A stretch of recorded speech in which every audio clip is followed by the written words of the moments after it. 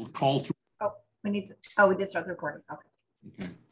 I'm calling to order the meeting of June 16th, 2022 for the City of Boulder Planning Board. And we start with, I don't know if it's Cindy or Sarah who will give instructions about how we'll operate tonight. Yes, I think I'm up on deck to do that. Hi, everybody. My name is Sarah Huntley. I'm the Director of Communication and Engagement. This is a public meeting of the Planning Board, and we wanted to go over a couple of guidelines and expectations for this evening. If you could bear with me for just one moment while I tee up some slides, that would be great.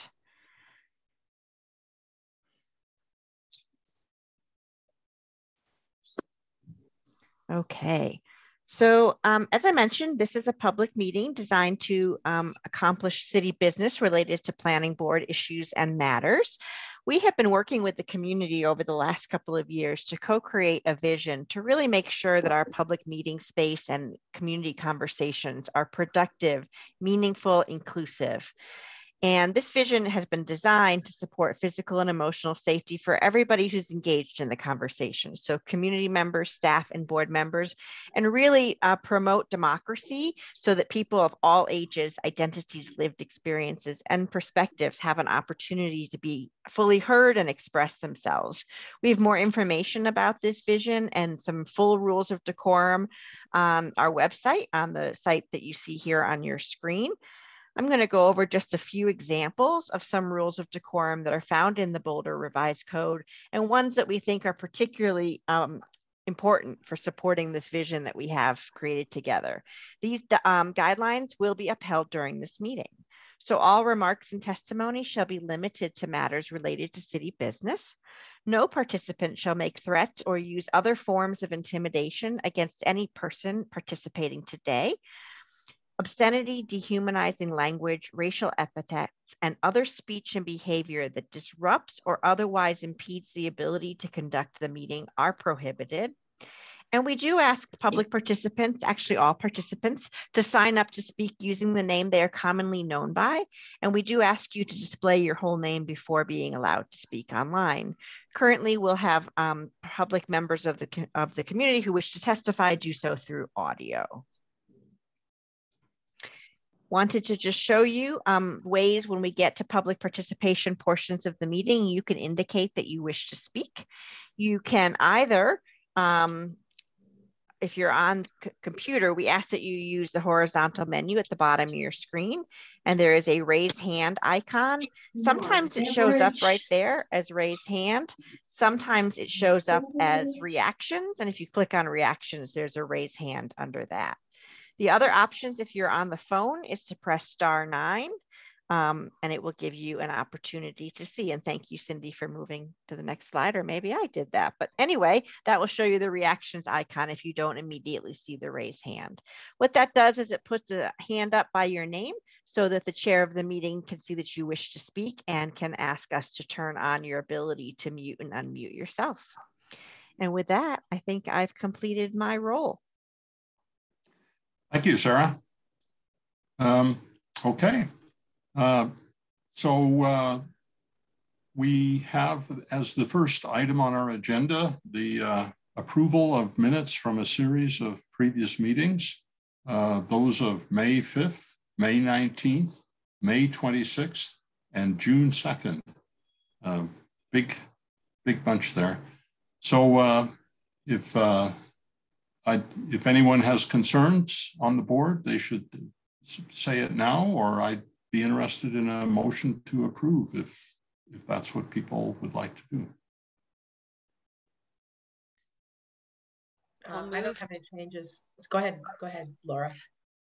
If nobody has changes, I will move to approve the minutes of May 2nd, May 19th, May 26th, and June 2nd. Do we have a second? Happy to approve, or happy to second. Okay. Well, all in favor, say aye.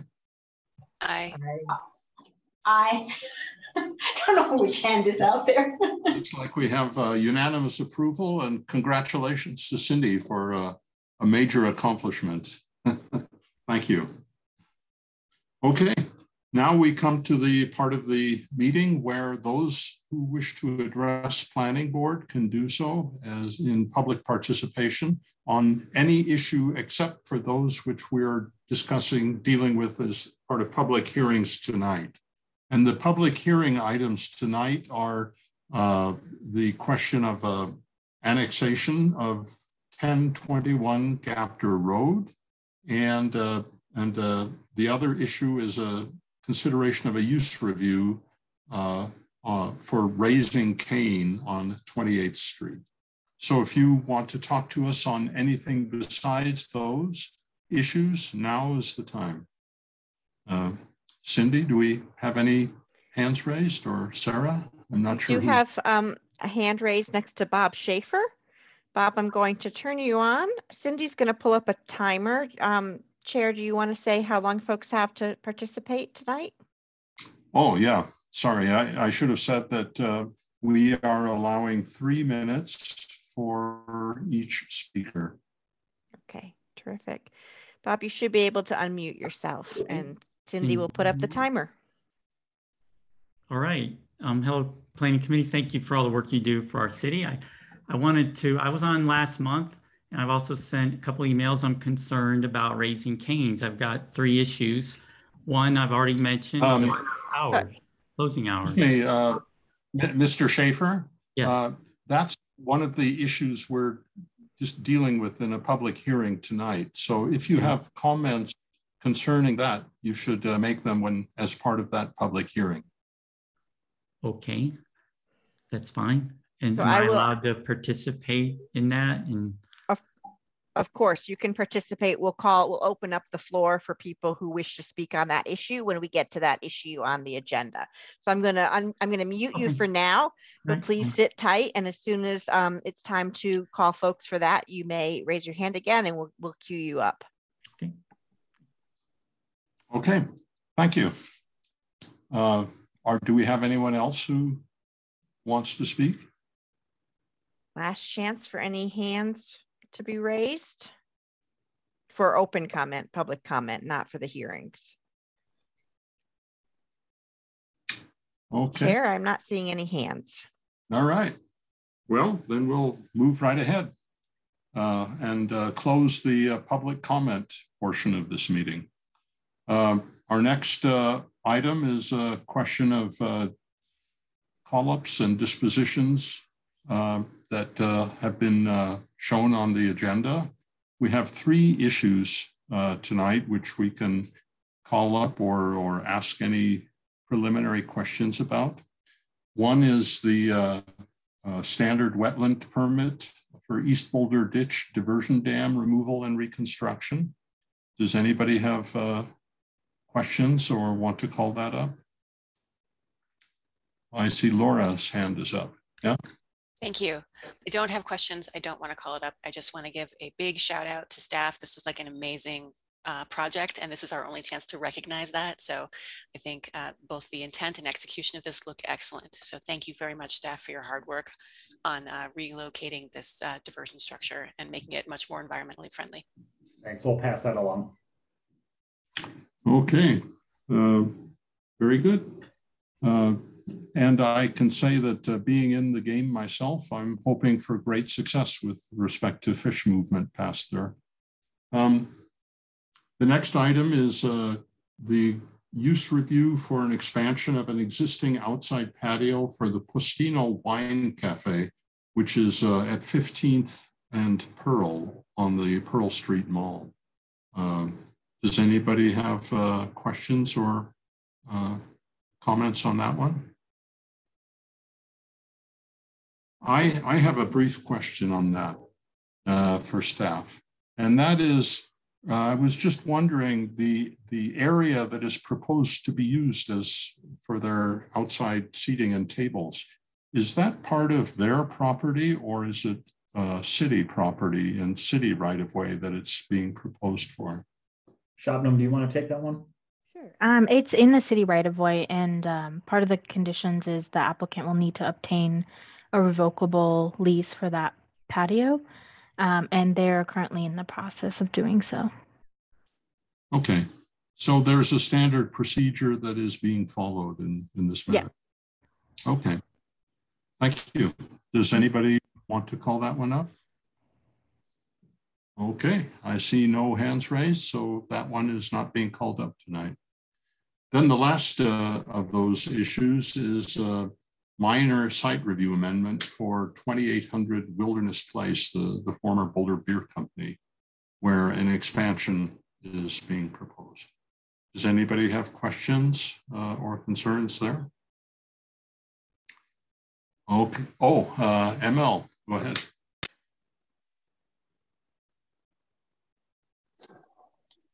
Thank you, John. I do have questions, and my questions have to do with the, and I'm trying to find the exact thing. Generally, I guess FX1, where's FX1? The talk about energy ready or energy use and all of those things around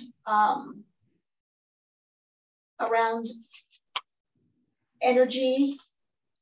There's one sentence that says it's going to meet the code, but what I'm wondering about, looking at the building, looking at the drawings that were provided, I don't see any evidence of photovoltaics being considered. Can you? I mean, I thought we were kind of promoting the idea that things need to be solar ready, but I don't see that in the drawings. Okay. Well, the building code does require that the project be solar ready. So those are details that we would review for in the building permit process. So that's a subsequent process to the site review amendment that they're in. So we wouldn't get to that level of detail, just recognizing that it's a requirement of the building code that they'll have to address as part of a subsequent process. So Charles, the question, what does it mean by solar ready? I believe they have to have the roof wired with the conduits in place so that solar can be kind of turnkey at a minimum. Do they need to show where an array would actually be located as part of that review, that it's actually turnkey, that you can actually do it? Not at this point in the process, no. No, but as in when the turnkey capacity is evaluated, is part of that, does it fall on the applicant to do a panel layout so we can actually see that? It's one thing to have the electricity conduit ready to receive the panels, but if there's no place for the panels, it doesn't make any sense. Well, and there's nothing that says that they have to use panels to meet, you know, the energy code. I mean, I think there's a number of ways that they can do it. I know that it's something that the applicant is thinking of at this point as they move forward into building permit, but not typically until they actually get into construction drawings where they're considering mechanical, electrical, and plumbing. Okay, so on-site renewable is not a requirement. Not at this phase, just, you know, again, they know that they'll have to meet the city's rigorous energy code, which is the most restrictive in North America. So it's always a consideration as applicants are moving forward into their process. Did we adopt 21? You know, I don't think so. I don't think so. I think we're at 18. We're not yet the most rigorous, but what I'm, I guess what I'm, and this is just my major, I see the building, I know the building, I'm looking at the drawings, and I don't see a lot of evidence that they will do better than, you know, the current building, which was built, I'm not sure how many years ago. So that's one of my concerns. And the other concern, there was a comment about water reducing water use in this review? And can you give me some information about what are they doing what does that mean at this? That I would have to defer to the applicant to discuss. Do we have the applicant here? We do, yes. Hi, everybody. This is John Lassell. I'm the applicant. So just to answer everybody's question, we did design the building. We have designed the building to fit solar panels on the roof. So we've confirmed that they will fit on the roof. So just to answer that one. So I'm looking specifically at F11,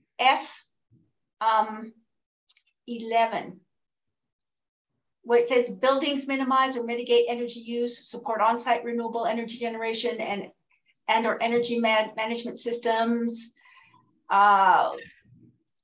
reasonably mitigates or minimizes water use and impacts on water quality. Can you talk a little bit? I saw that you actually expanded the build area, right? You put a building, you added, so how are you changing the water or increasing, decreasing the impacts of the water? Yeah, I mean, they obviously used a lot of water back when they were making beer there, but we're designing it as life science laboratories, so there will be a little bit of water use, but we're not increasing the water tap size. It's the same size, the same amount of water available. And again, we would just put in whatever modern things we could do to preserve water and make sure water isn't wasted inside the building. We haven't gone that far yet in the design process, but that would be our approach. Did you increase or decrease the pervious area of the site? It's the same. We have not, well, there was a minor increase because we're doing a small building addition on the side of the building, but we've worked through that with planning and the storm drainage and have not increased the overall impervious area.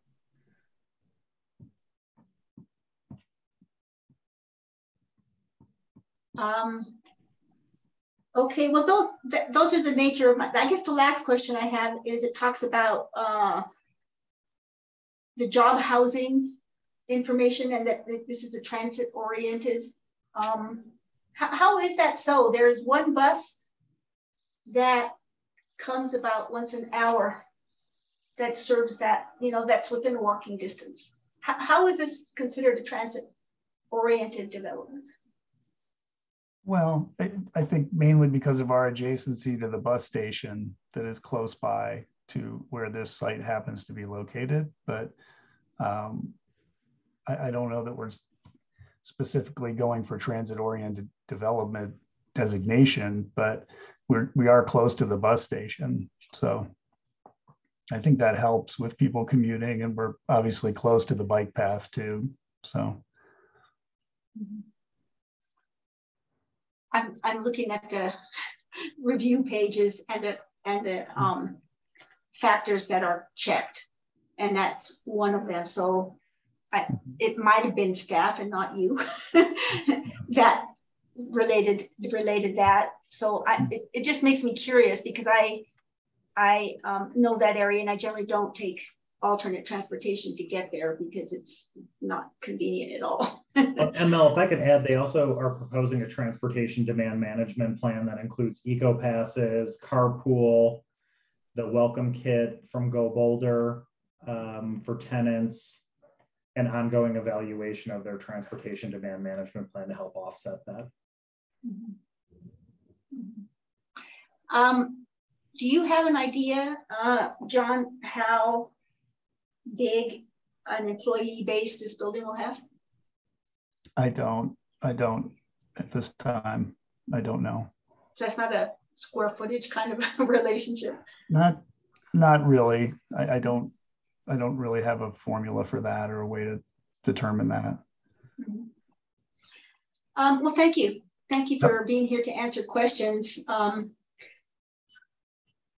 those were my concerns about the project, and I think you've answered them to the best of your and staff's ability at this point in the process. So I can't ask for more than that, right? Thank you so much. Okay, so does anyone wish to call this one up? Seeing none, I think we'll move ahead then. So we're not calling up any of these 3 items that were on the agenda. Thank you.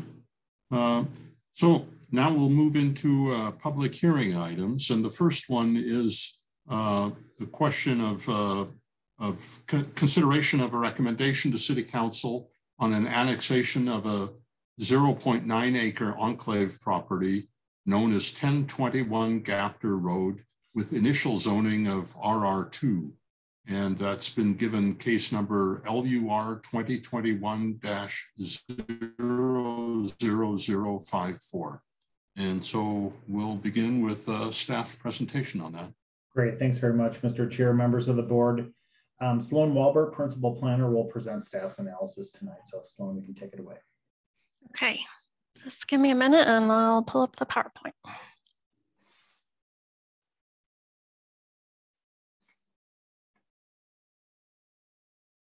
Are you seeing the PowerPoint? Okay. Yes, we are. That. Thank you. All right. Okay. So as the chair described, tonight's request is for an annexation of a nearly 1 acre property with an initial zoning designation of residential rural 2. The applicant has requested annexation in order to connect the existing detached single family home to city water and sewer services. So just in terms of the review process and criteria, annexation is the process whereby land is incorporated into the municipal boundaries. Land may be considered for annexation if it complies with state annexation statutes and the policies of the comprehensive plan. This property is unique in that it's considered an enclave because the site is entirely contained within the boundaries of the city. There are special provisions in the state statutes for enclave properties, including a simplified annexation procedure, which is referred to as a unilateral annexation. The comprehensive plan provides a framework for annexation and urban service provisions within the city. Specifically, policy 1.17 states that the city will actively pursue annexation of county enclaves and other substantially developed Area 2 properties. If a property is annexed, zoning is established consistent with the land use designation on the land use map of the comprehensive plan. An annexation agreement is required to establish the terms and conditions of the annexation. The terms are based on the amount of development potential. Specific to annexations, additional development potential includes the ability to subdivide the property and or build at least 1 additional unit on the property. So based on that, this property would not have any development potential. And that's also based on the proposed zoning designation. Thus, the proposal is not required to provide a special opportunity or community benefit to the city. The planning board must review the annexation and make a recommendation to City Council on whether or not the annexation should be approved and the terms, conditions, and zoning that should be applied. The site is located on Gapter Road, north of Dimmitt Drive.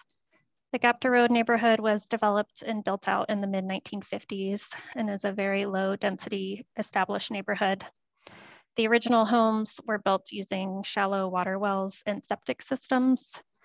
A majority of the surrounding properties were annexed as part of a larger group annexation in 2010, which annexed 30 properties with rural residential 2 zoning.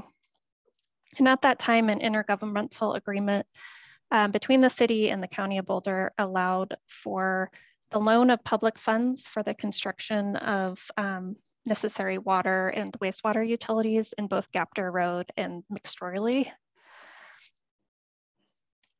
Oops. The property is developed with a single family detached home, which was built in 1956. South Boulder Creek runs along the western property line. And as you can see in this photo, the rural street sections on Gapter have been retained. All the properties in the Gapter Road neighborhood are in the 100-year floodplain of South Boulder Creek. The annexation site itself is impacted by the 100-year floodplain, the conveyance zone, and the high hazard zones, as well as the wetland buffers. I would just note that the larger area was heavily impacted by the September 2013 floods. At that time, properties outside of the city limits were offered an annexation package. A few properties on Gapter Road annexed at that time, including the properties directly to the north and south of the site. The site is located in Area 2 on the planning areas map of the comprehensive plan. Area 2 is the service area of the city where annexation can be considered. The majority of the property is designated as very low density residential on the land use map, which has an anticipated density of 2 dwelling units per acre or less. And anticipated uses are single family homes and related agricultural uses. The western edge of the property is designated as open space other and open space acquired, even though there may be an error in the mapping because there's not actually any area on this site that has been acquired for open space purposes. The applicant, as I said, is requesting RR2 zoning consistent with the surrounding properties. This district is described as single family detached residential dwelling units at low to very low residential densities. So since the property does not have development potential, the proposed annexation terms and conditions are based on existing city ordinances. The agreement includes a term that requires the dedication of a flood control easement to the city, which is within the boundary of the outer wetland buffer to the western edge of the parcel. As part of annexation, the owner is also responsible for the pro rata share of the utility and street assessment. And then they're also responsible for plant investment fees. So noticing was done consistent with the land use code with the mailed notice and the sign posting. There was no public comment received, likely because the surrounding area has all annexed. So there were 3 key issues identified by staff in the memo. The first, whether the request complies with state annexation statutes. Second, whether it's consistent with city annexation and other comprehensive plan policies.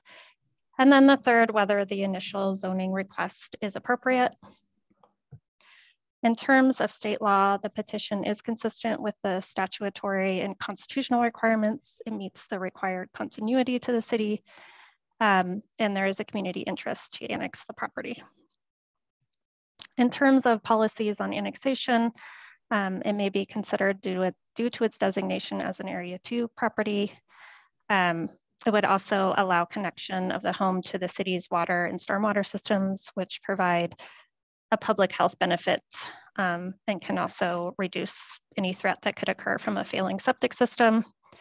The dedication of the flood conveyance easement is also consistent with policies on wetland and riparian protection and preservation of floodplains. In terms of zoning, as I described, the majority of the site is designated as very low density residential. The only applicable zoning districts in this range are residential rural 1 and 2, and only the RR2 district is found in the vicinity. I would just note, even though there is those open space designations, there is not a corresponding zoning designation in the land use code. So it would be consistent to zone the entire site as residential rural 2, which is also consistent with the overall land use designation and the community's desired feature for the area. So based on these factors, staff recommends that planning board recommends approval to the city council of the annexation with the motion shown on the screen. And I'm happy to answer any questions. I think we also have the property owner available if you have any questions for them. Okay, thanks very much. That was a nice presentation. And I should mention that Charles Farrow has sent around a little matrix that the planning board can use to systematize their response to these questions from staff. And I hope you have found that in your email somewhere. So, and be interested to hear from the applicant if wants to say anything now. John, I do not see him here in the team. So I'm sorry, I don't see him. Okay. Okay.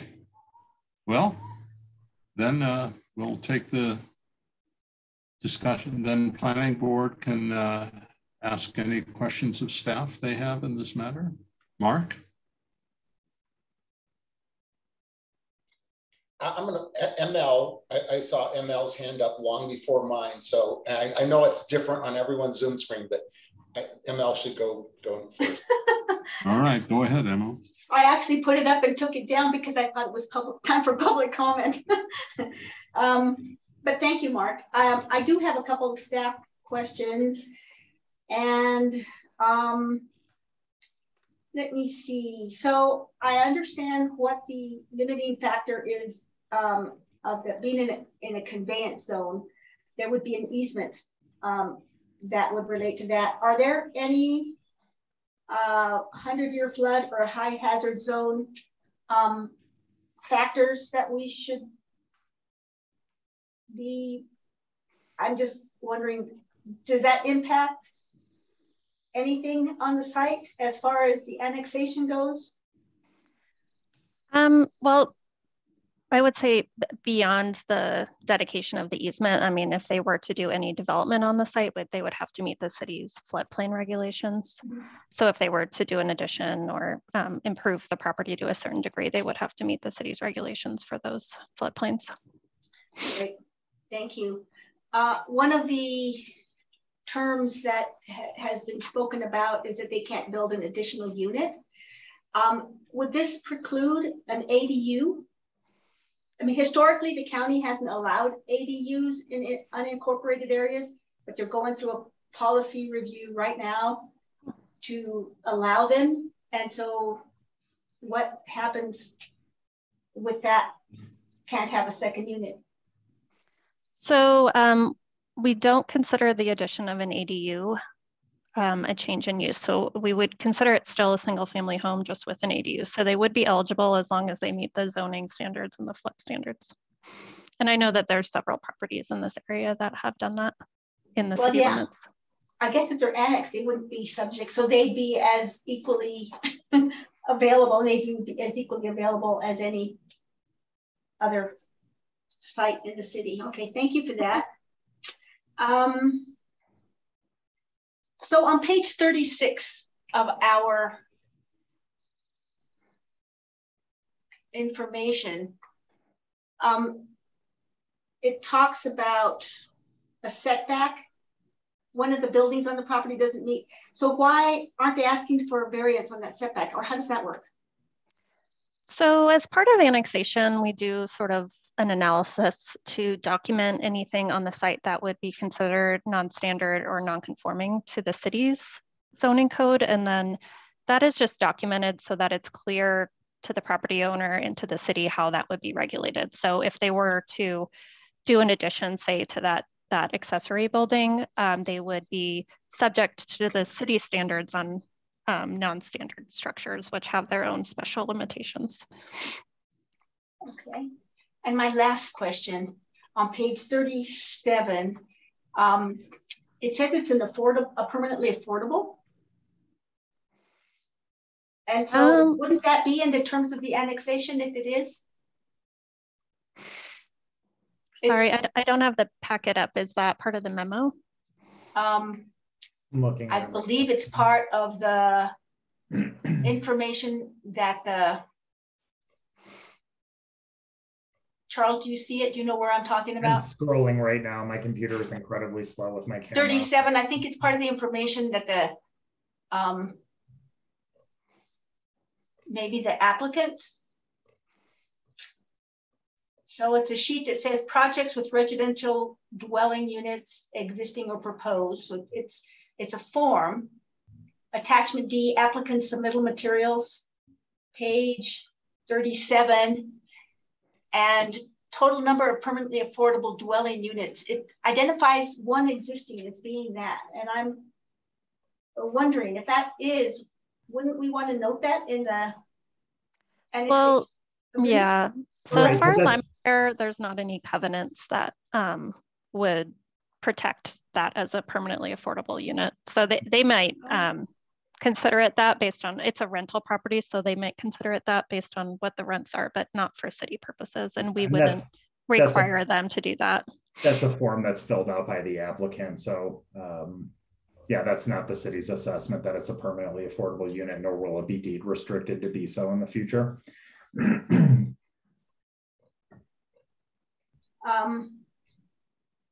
And I think those are all my questions at this point. Thank you. Okay. Mark, now you get a chance. I have to ask, there must be some fascinating story or reason why as I read through the property history and looked at the packet and did a little Zillow research and stuff,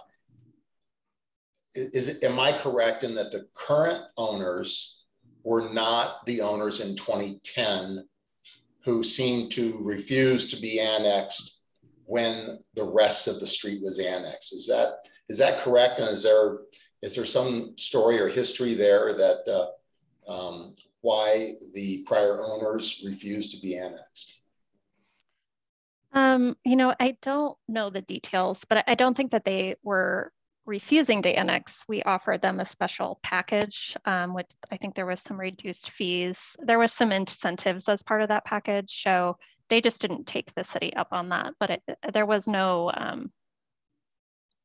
you know, it was an optional process, and I'm not sure. Right. Okay. I wish they were here to answer you. They're out of the, they're in Australia, so they must not be able to log in. Okay. And then and again, this really doesn't have a bearing on our vote tonight, but does the current owner plan, as far as we know, any form of major expansion of the home? You know, I have no indication. Okay. All right. I have no other questions. Thanks.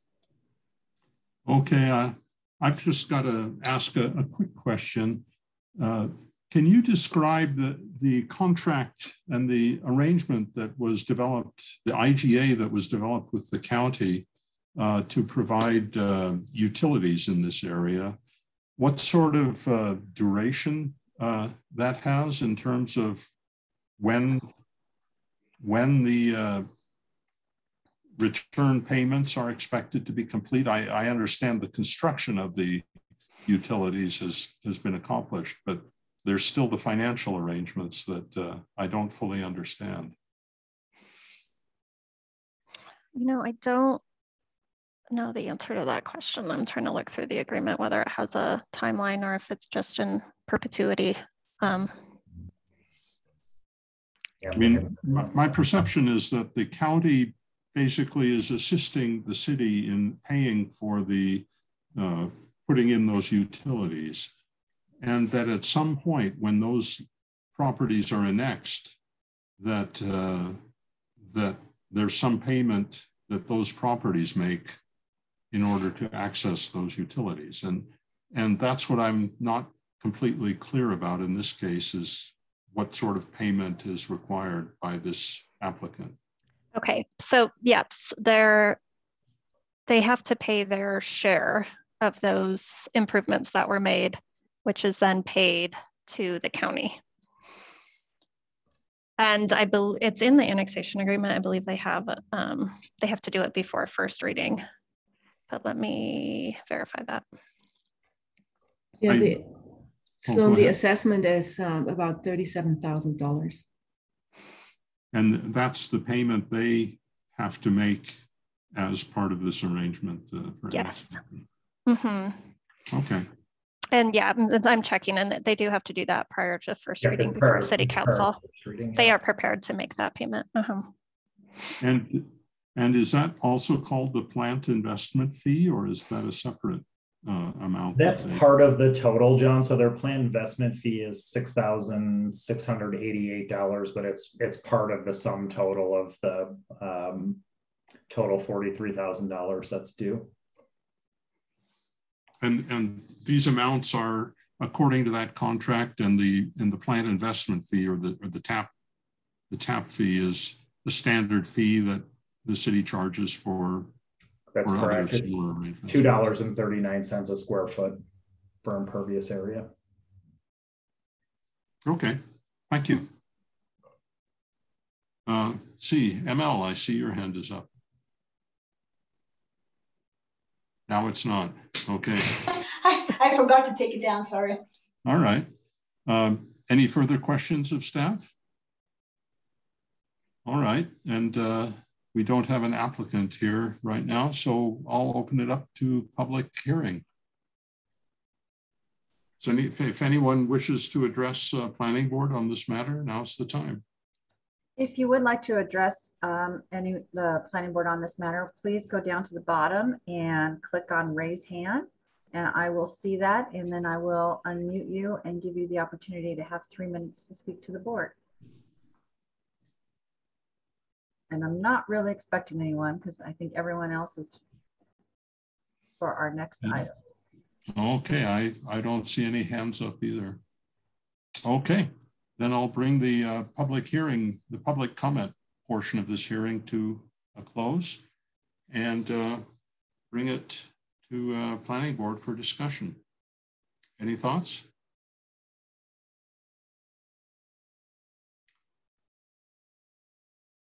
I invite you to use the matrix that Charles sent. I'm looking at it now, and I have to say that I would be perfectly willing to go with the staff recommendation on this. John, if you make that a motion, I'd second it. I invite somebody who's not the chairman to make the motion whenever possible. So, Lisa. Oh, okay. I was going to say, well, fine. I'll move to. I guess I need to read the motion. I'm sorry. Can we get the motion language up on the screen, maybe? I've got it.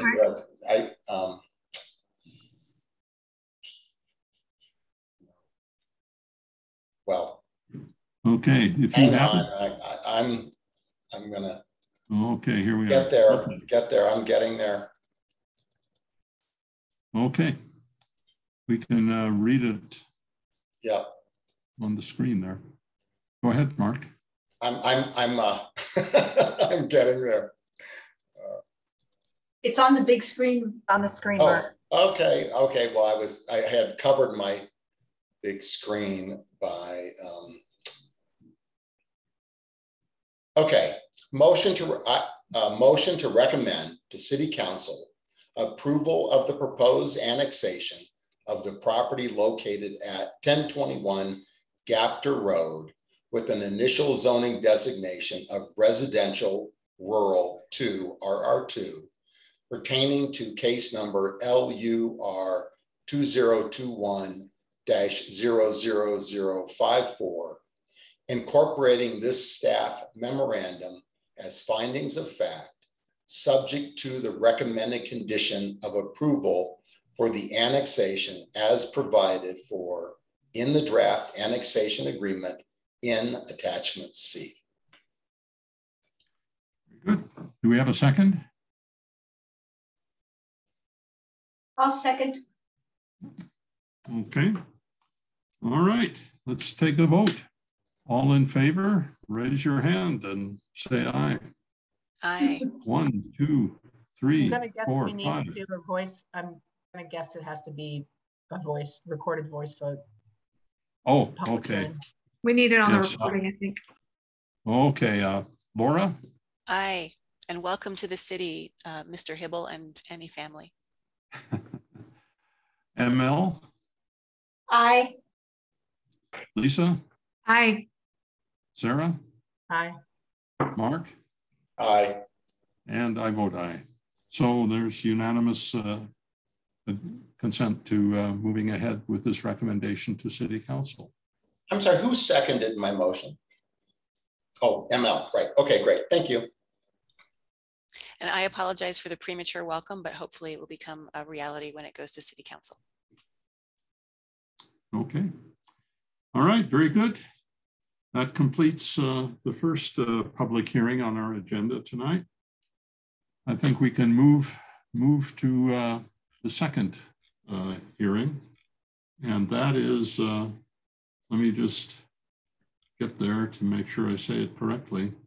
So now we'll move into a public hearing and consideration of a use review for a 3,716 square foot restaurant called Raising Cane's with a double drive-through and 615 square foot outdoor patio at 3033 28th Street. A 23% parking reduction has been approved pursuant to Administrative Review number ADR 2022-00062. The project site is zoned Business Community 1, BC1, case number LUR 2020-00061. And we'll start this with a staff presentation. Great, thanks so much. Shabnam Vista, city planner in our office, will present staff's analysis tonight. Just go ahead, share my screen. One second.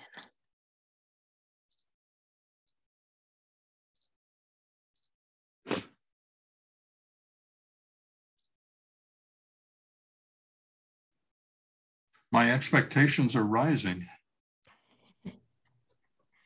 Are you able to see the screen at this point? Yes. Okay, great.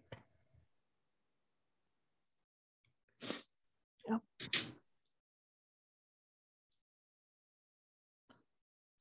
Okay. All right. So good evening, planning board members. As the chair described tonight's discussion, I'll be presenting a use review application for Raising Cane's drive-through use. Overview of the presentation, I'll go through the review process, the context of the site, project proposal, discussion of key issues, and lastly, staff recommendation. To provide some context regarding the history of the regulations on drive-throughs in Boulder, the drive-through criteria limiting drive-through uses was adopted in the 1990s as part of the development of the downtown design guidelines. At that point, the uses were relegated to the auto-oriented corridors in the city to preserve the historic fabric of downtown. Currently, per the use table, the drive-through uses are allowed only by use review in business community, business, regional, and downtown zone districts, and they're prohibited in all of the other zone districts. Generally, the purpose of a use review is to determine if a particular use and its potential impacts are appropriate for the proposed location. The proposal is evaluated per the use review criteria as well as the detailed drive-through criteria. For this particular proposal, the applicant is also requesting a parking reduction under 25%. So generally, this would be done through an administrative process with staff approval. However, with the project being called up for a public hearing, the parking reduction will also be need to be approved by planning board tonight. In terms of the purview of planning board, the planning board has authority to impose additional conditions of approval as they relate to the potential impacts that could result from the proposal. Staff approved the application on May 19th, and the application was called up during the May 26th meeting. So the project site is located north of Valmont Road and west of 28th Street. It's approximately 0.94 acres. The site did have previous drive-through uses on here. So there are two buildings on the site, and the structure to the north of the building or north of the site was previously a drive-through for Taco Bell that was approved in the 80s. And then it was a drive-through liquor store that was approved in the late 90s. The site is located within the Business Community 1 zoning with predominantly retail and service-based uses. The existing two structures on the site will be demoed as part of the proposal. The building to the south of the property used to be a restaurant, Alibaba's, and has functioned as a restaurant for over a decade. And then, as I mentioned before, the building to the north used to be a drive-through liquor store, which is no longer active. The picture to the bottom is the Valmont Road curb cut, and then to the immediate west is the Rayback Collective use, and then at the corner of Valmont and 28th, there is a vacuum store. The proposed project is to redevelop the property into a new Raising Cane's drive-through restaurant. The applicant is proposing a new 3,716 square foot restaurant and a 615 square foot covered patio with 2 drive-through lanes. The drive-through facility is proposed on the eastern side of the property along 28th Street, a screening wall varying in height, as well as new street trees and landscaping are proposed along 28th Street to help screen the vehicles in the drive-through area. And the screen wall runs along the length of the property on the 28th Street boundary. Currently, the site is almost completely paved and has 5 access points, which isn't optimal for minimizing conflict between vehicles and pedestrians. And the proposed site plan eliminates 3 of the 5 curb cuts, providing 2 access points to the site, one through 28th Street and one through Valmont Road. Both access points are limited to right-in, right-out traffic. And the 28th Street access point is proposed to be designed to accommodate the multi-use path, which is part of the 28th Street improvement project by the city. I'd also note that the landscaping on the site will be significantly improved with new interior landscaping as well as street and parking lot trees. The proposed operating characteristics for the use are as follows on the screen. There are 80 indoor seating and 37 outdoor seats proposed. The hours of operation are 9:30 to 1:30 Sunday through Thursday, 9:30 to 3:30 Friday and Saturday. The required parking is based on the number of seating. So there's 34 vehicular spaces required, and the applicant has provided 26 and requested a 23% parking reduction. In terms of bike spaces, there are 5 required, and the applicant is providing 10 short-term and 2 long-term bike parking. In terms of public notification, so a written notice was sent to property owners within 600 feet. Staff received 2 formal public comments during the review of the application, and the board has received additional public comments since the call-up. The general concerns expressed in the comments received are regarding impacts on alternative transportation, as well as impacts of the operating characteristics. So staff identified 3 key issues for planning board's discussion. One is consistency with the use review criteria. The second one is consistency with the drive-through criteria, although it doesn't say that on the screen, but and then the third one is consistency with the parking reduction criteria. So moving into the first and second key issues, the first are regarding use review criteria and drive-through criteria. I'll briefly touch on the criteria, and a more detailed analysis can be found in attachment B for the planning board packet. So looking at use review criteria 2, staff finds that the use provides convenience for the elderly, people with disabilities, and people seeking minimal contact, safer services. The restaurant's also a convenience for close residential areas, as well as the commercial areas. The traffic assessment letter provided by the applicant states that vehicle queuing and generated traffic is expected to be adequately accommodated on the site, and minimize adverse impacts. As mentioned before, the proposal would also reduce the number of curb cuts from 5 to 3, thereby reducing potential vehicular conflicts. In terms of compatibility and character of the area, staff finds that the use will be reasonably compatible and does not change the predominant character of the surrounding area. The site is located in an auto-oriented corridor at the intersection of 2 major thoroughfares, 28th Street and Valmont Road, with predominantly retail and service-based uses. Adjacent to the property, as I mentioned before, is the Rayback Collective with an outdoor patio and mobile food truck service. Properties to the east consist of gas stations and a commercial center. Properties to the south across from Valmont Road also consist of a commercial center, and then catty corner to the site at the southeast corner of Valmont and 28th is an approved drive-through use for Walgreens. Additionally, to provide a little bit more context, there are several other drive-through uses in the vicinity along 28th Street corridor. There's the Walgreens that I mentioned. To the north is Dunkin' Donuts and Taco Bell. And then down to the south of the site along 28th Street within the Boulder Valley Regional Center is the McDonald's and Burger King, as well as the Wells Fargo Financial Institution.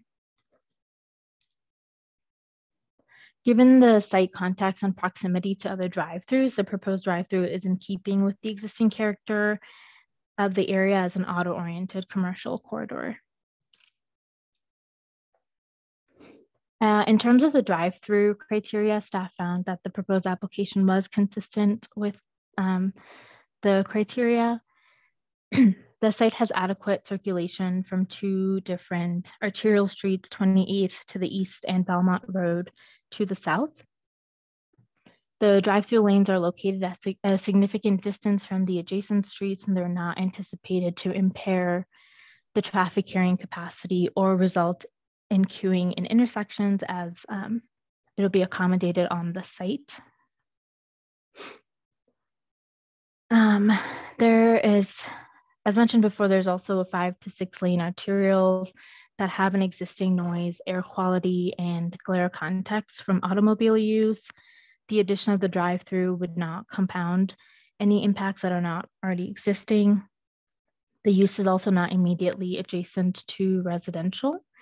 And the proposed landscaping will provide the site, will improve the site by providing a reduction in the amount of impervious surfaces. Additionally, the proposed facility would not substantially impair the movement of other modes of transportation, such as bicycles and pedestrians. There are multiple striped crosswalks proposed to direct pedestrian bicyclists, and then there are also bike parking on site. In terms of the third key issue, the parking reduction, staff also finds the proposed 23% parking reduction is consistent with the review criteria. The site is located on 28th Street and is served by the Bolt as well as the 205 bus routes. There are bus stops and transit stops across the street of the site, as well as towards the south across from Valmont Road. The site is in close proximity to the Elmer's 2-mile bike path, as shown here in the green line. And bicyclists can also access the site through the on-street bike lane on Valmont Road. To encourage alternative means of transportation, a total of 10 short-term bike spaces are proposed to be easily accessible by visitors and patrons of the use. So based on those factors, staff recommends approval with the motion as shown on the screen.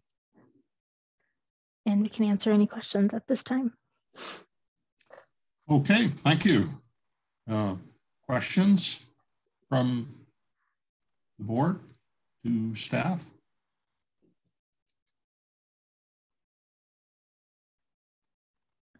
And, oh, I see Laura, your hand is up. Okay.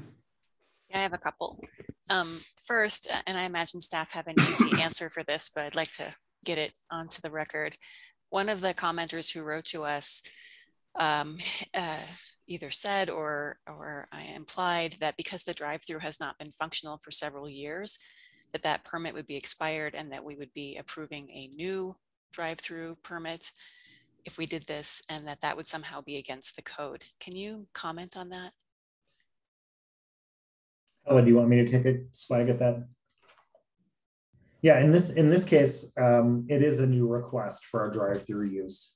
So it isn't allowed use in the zone district through the use review process, so the applicant is undergoing the correct process.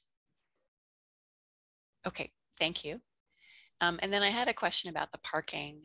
Shabnan, you mentioned that the parking requirement is calculated based on the number of seats in the restaurant. Does it account in any way for the number of employees, which is going to be, they said 10 to 15 at peak periods, employees? It does not account for a number of employees. Okay, thank you. That was all of my questions. Thank you. Okay. Any other questions? Lisa. Yeah, I guess one thing that stood out to me with this application is that it seemed like there were minimal modifications that had to happen. So it's a bit of an adaptive reuse, or anyway, it's you know, the embodied materials in the building are staying there in situ. Is there anything staff wants to comment on that way, and the fact that it's kind of staying a similar use to the way the building was designed? Is that something that we, I don't know, take into consideration or think about when we're looking at things like this, either through our environmental lens or otherwise?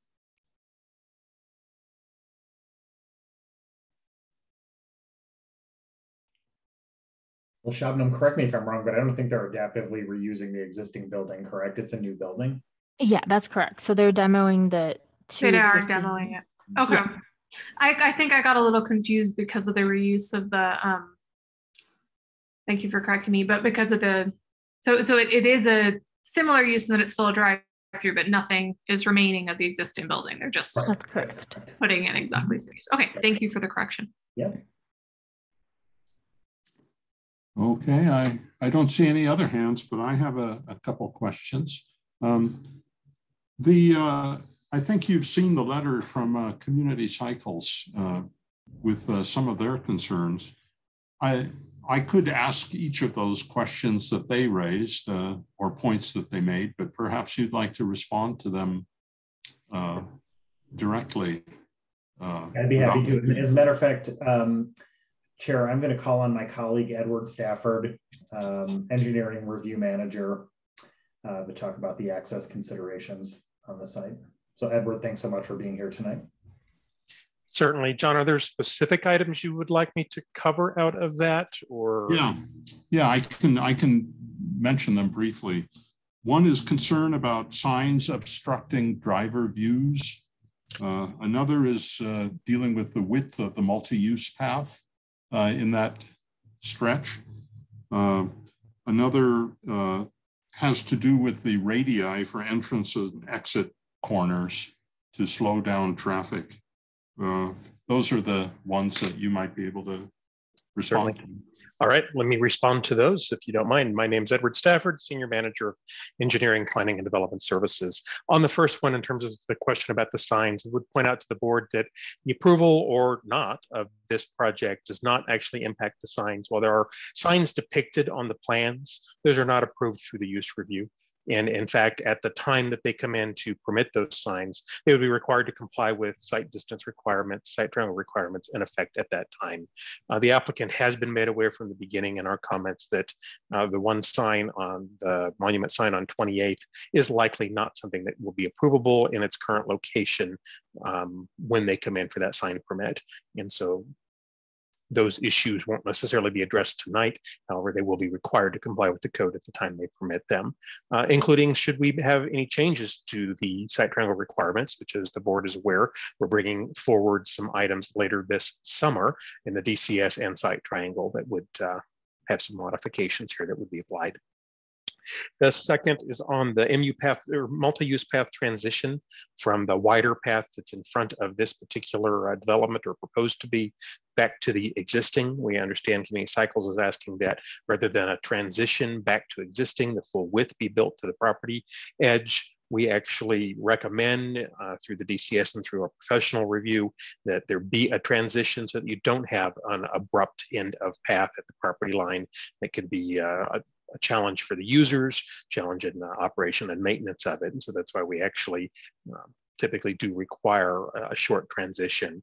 We do certainly recognize what for Community Cycles concern about in the future, who will rebuild that transition if and when the wider path happens on the adjacent property, because that is within public right-of-way and or public easement, which in this case, I'd have to look at the plans to know exactly which one.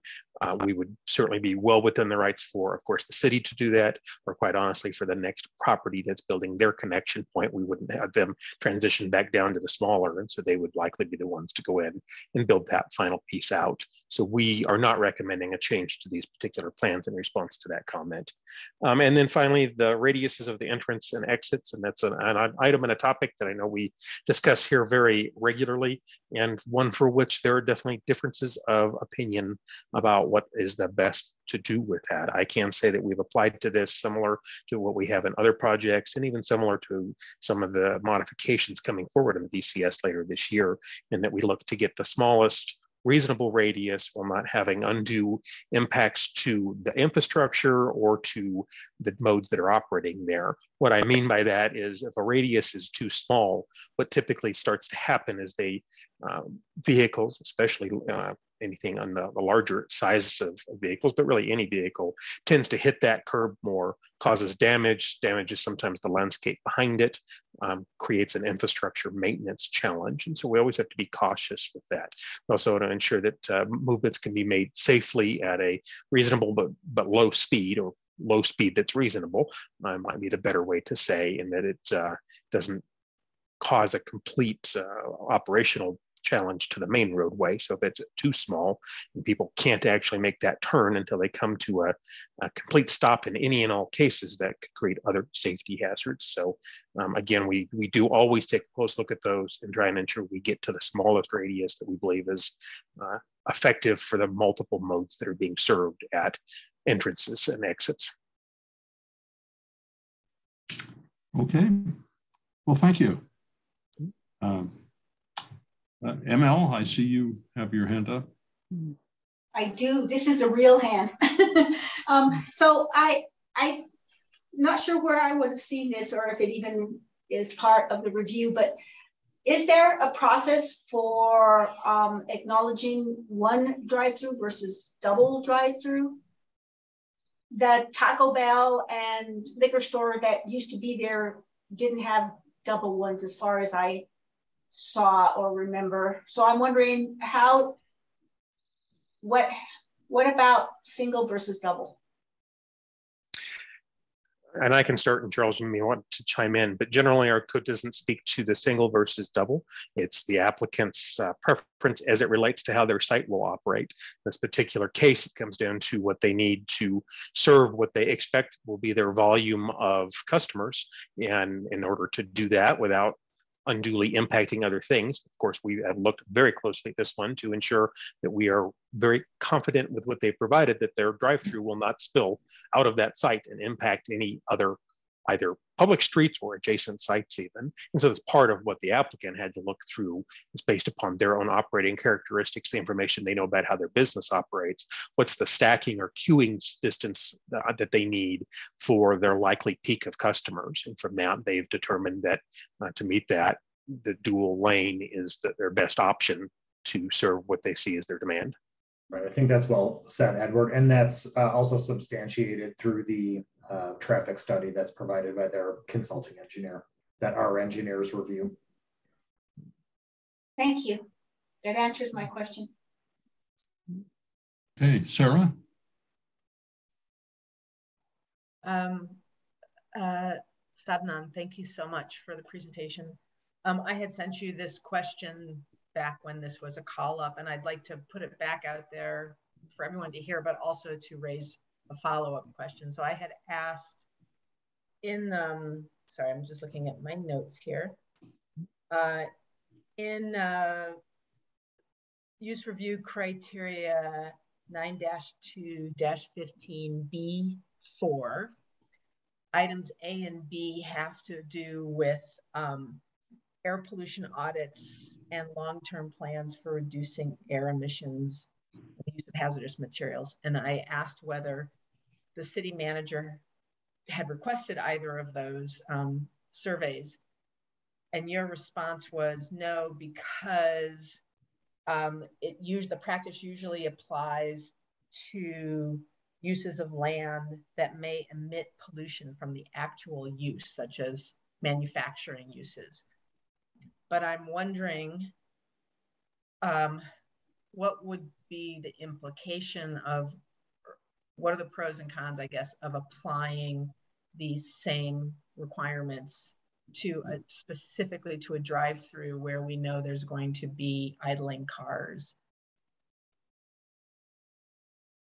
It's just not a practice that we've ever engaged in. So I mean, I guess the pro would be we would have a better baseline of understanding of really what, you know, those emissions would be. It just hasn't been a practice in any of the drive-throughs that we've reviewed through use review. Is there, and this may not, this proposal may, but this application may not be the space to do this in, but I'm wondering, is there, will there be an opportunity, like a use review update, to possibly discuss applying these tests to drive-throughs if we get any more drive-through proposals? It's certainly something that we could look at as future code changes if that was of interest to the board. Okay, all right, thank you very much. Mm-hmm. Okay, I'll ask another question myself here. The applicant has made it very clear that in this application and for this use, they don't intend to serve alcohol in the restaurant. What are our options for dealing with the question of whether this applicant may come in the future, or some future owner of this property may seek to serve alcohol? Can we, as part of the conditions of the use permit, make it clear that that is not allowed? I'll defer to Hella on that. Yeah, that would be a change in the operating plan. And to make that change, the applicant would have to come back in anyways and go through another use review process. So do we need to have some explicit language regarding alcohol in what we're dealing with tonight in order to ensure that that is the case? No. Okay. No, I think the code already covers that. Okay, thank you. Laura. I have just a couple more. And this one I did send to Shabnan ahead of time back when it was a call-up item. I still have questions about the screening along 28th Street, the screening of the drive-through lanes, and how that relates to public safety on that multi-use path, and in particular cars entering and exiting the main entrance point from the drive-through, and their ability to see bicyclists or pedestrians coming from the south. And in particular, I know that when Edward Stafford came to us either last meeting or a couple of meetings ago, talking about changes to the, is it DCS, the Design Construction Code, we talked about how the city desires to increase visibility at intersections. And that seems to be and I know that's not part of the code yet, that's a proposed change, but that safety focused increase in visibility seems at cross purposes with the screening that is designed for this, with the wall and the trees. I love trees too, but you know, I drove around that area. I'm actually in this area a lot, and I looked at, there's sort of a similar wall and tree situation near Chez Thuy, just a couple of blocks to the south, and it's actually quite hard to see pedestrians or bicyclists that are coming through that tunnel or corridor formed by the wall and the trees. So I just was hoping staff could comment a little bit on that apparent contradiction between the desire to screen the drive-through versus visibility for those intersections, and whether having those two things in conflict on this site is really the best site design. Edward, do you want to address that? Yep. Let me at least give it an attempt here, and then there may be others that want to add.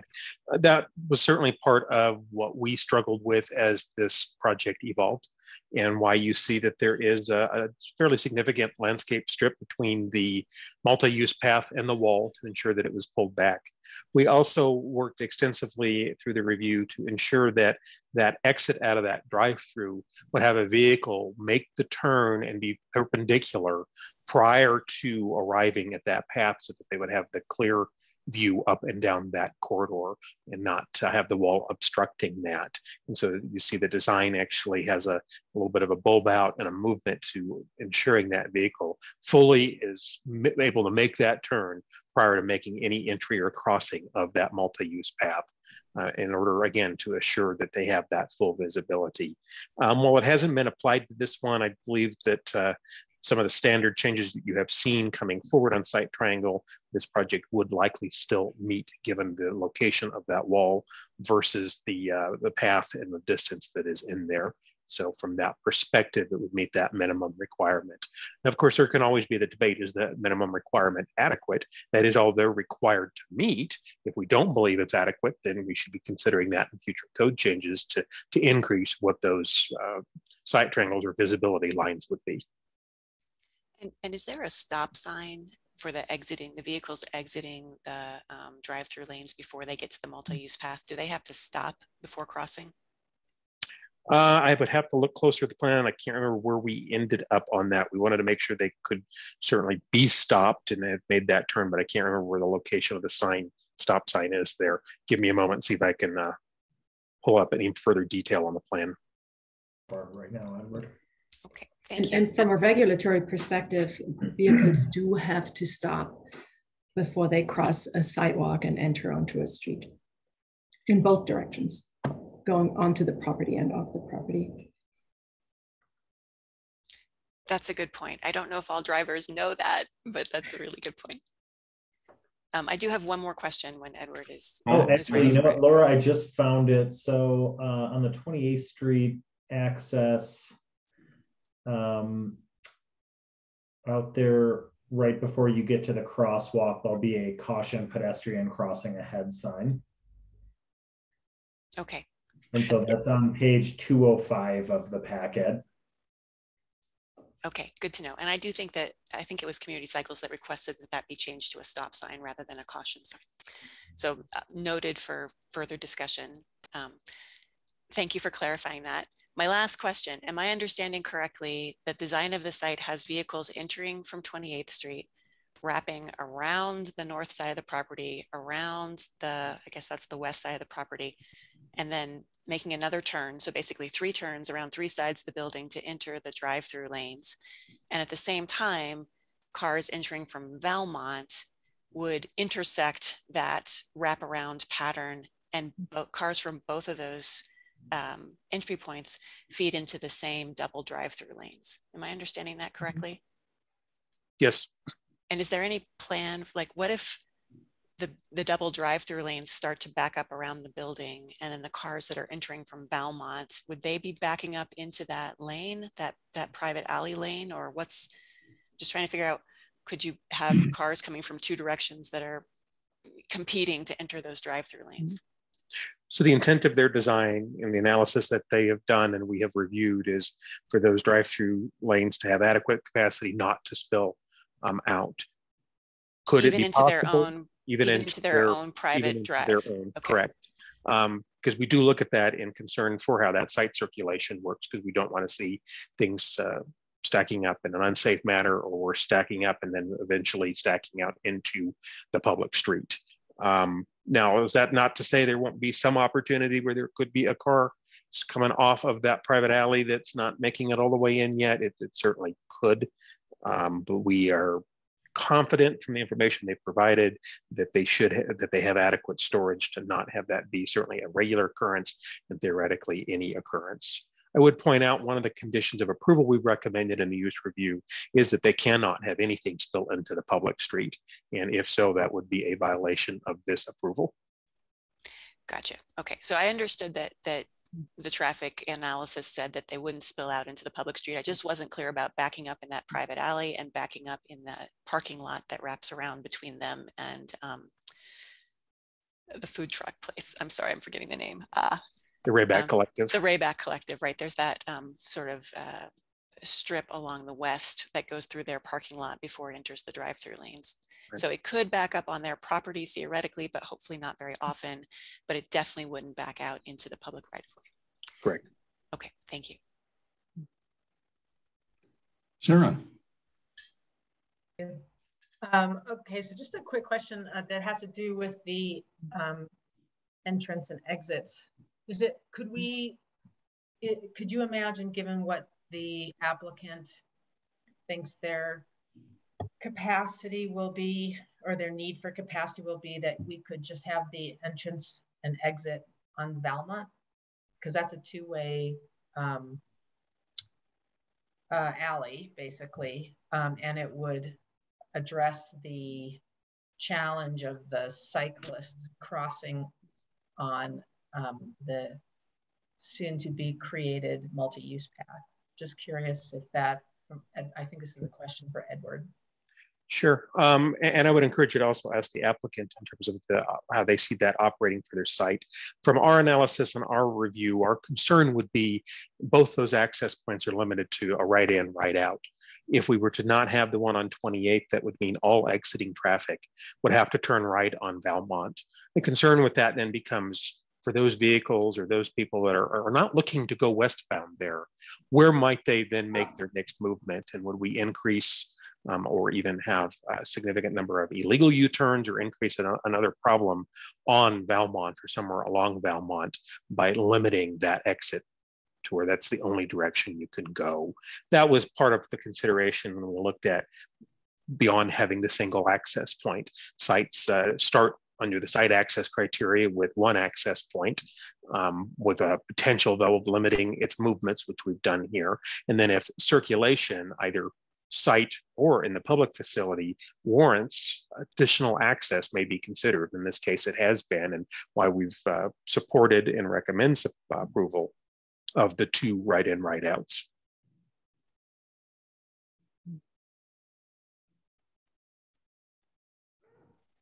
Okay. Further questions? I have a question perhaps for Charles or for Hella, and that is is our ability to seek a change in the design of the wall facing 28th Street if we think it's aesthetically unsatisfactory?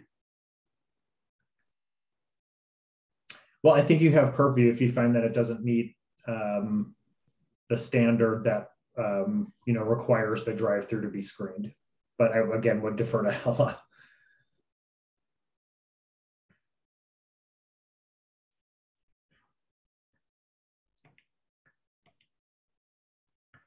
Yeah, your ultimately finding would be whether or not it's appropriately screened. So there's some discretion in there. I think you could add requirements to that.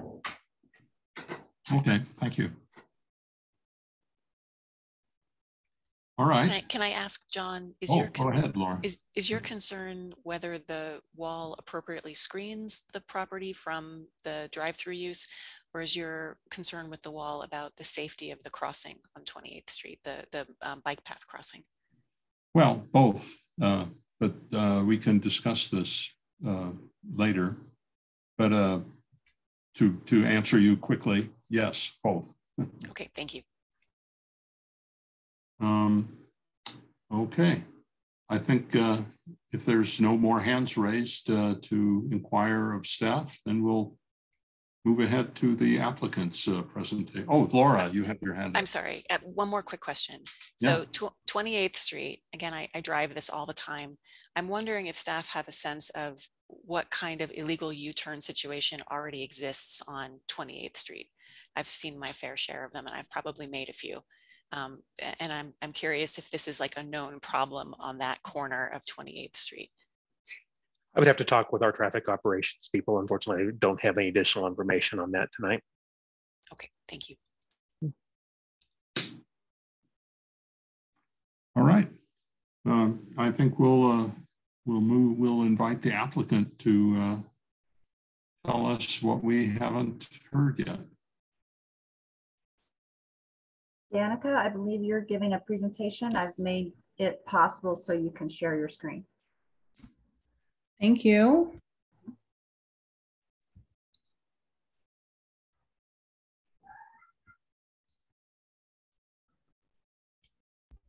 Is that available to you? Yes. Great. Well, thank you for having us tonight. I'm Danica Powell with Trestle Strategy Group. I'm joined by my colleagues with Kimley Horn, Civil Engineering, Landscape, and Traffic Engineering, as well as the Raising Cane's team. So we're going to go through a short presentation. We've listened to your questions, so we'll try and address some of those in our presentation and are welcome to others as we move on. And I'm going to pass it off to James Dixon with Tebow Properties to talk a little bit about the property history and its existence on 28th Street. Good evening. Appreciate you guys taking the time and consideration on this project. As staff alluded to earlier here, we had a site with 2 buildings and 4 curb cuts. And I think we have a substantial improvement that we're bringing to the table here. The 2 buildings that were here, as you see in the pictures, are extremely old, inefficient, dysfunctioning as far as site's concerned buildings. And what we have here is for consideration is a single building that meets the Boulder energy codes and the stringent standards. So it's going to be much more efficient. The site is going to be much more safe for pedestrians, eliminating these curb cuts that we have here. It's also going to be safer for bike riders and the alike as they go down here, only having to traverse one curb cut. So with that, I'm going to hand it off to Lou Aaron Foster, who's the Raising Cane Senior Property Development Manager, and let her go. Thank you, James. Good evening. At Raising Cane's, we have one love, and that's our quality chicken finger meals. Our meals are served by a crew that's fun and in a fun environment. Next slide. We owe our success to the communities that support us. We have a commitment to giving back. As we grow, we continue to ensure each Raising Cane's gives back to the communities we are located in. We have multiple partnerships throughout the great state of Colorado. We have 6 areas of focus on our community involvement, and here you can see a few of our partnerships. In education, our first Raising Cane's began on the campus of LSU, so we will always be committed to the schools in our community. Feeding the hungry, we believe as a restaurant company, we should be a leader in fighting hunger. Next slide. Pet welfare. This is an important need, and we are very dedicated to it. Active lifestyle. We support walking trails, recreation programs, sports teams, and physical fitness. And business development and entrepreneurship. Being an active member of the business community is important to the success of Raising Cane's and our continued support of the community as a whole. And then we have everything else. Sometimes supporting an event that doesn't fall into one of those categories is just the right thing to do. Next slide. Our commitment to the community is solid gold. Next slide. Our concept is simple and unique. We have a focused menu of chicken fingers, fries, coleslaw, cane sauce, and Texas toast. Our fresh squeezed lemonade is made daily. Next slide. Our sites include beautiful landscape, a double drive-through, a fun outdoor patio, and bicycle parking. And next slide. And this is an example of an existing restaurant patio. And I'll pass it back to Danica. Thanks, Luerin. So we've been working on this project for probably over 2 years. It has been 6 to 7 submittals. I want to recognize staff's commitment to working with us to make this the best drive-through example in Boulder. It's located within BC1, which allows us to pursue a use review for a drive-through business. As we've noted before, it's a historic use of drive-through. There was a 1985 discretionary review for the property, and in 1997 there was an additional drive-through. So it's 2 sites with 2 drive-throughs that will be consolidated into one. Historically, it's been used for drive-throughs for a very long time. This use review seeks to maintain the drive-through operations that have been previously been permitted on site in order to accommodate the operational goals of this redevelopment. As Laura asked, it is a new request. The operations have been terminated, and this is a new building that, again, consolidates 2 buildings into one at 3,700 square feet. So while we know this causes consternation within the planning board and the community, we want you to be assured that we've worked very hard to make this best possible drive-through on 28th Street that could be imagined.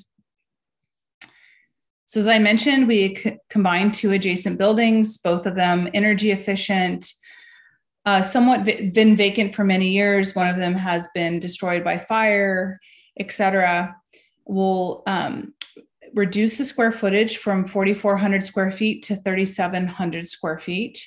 And we have an outdoor patio, which doesn't exist today.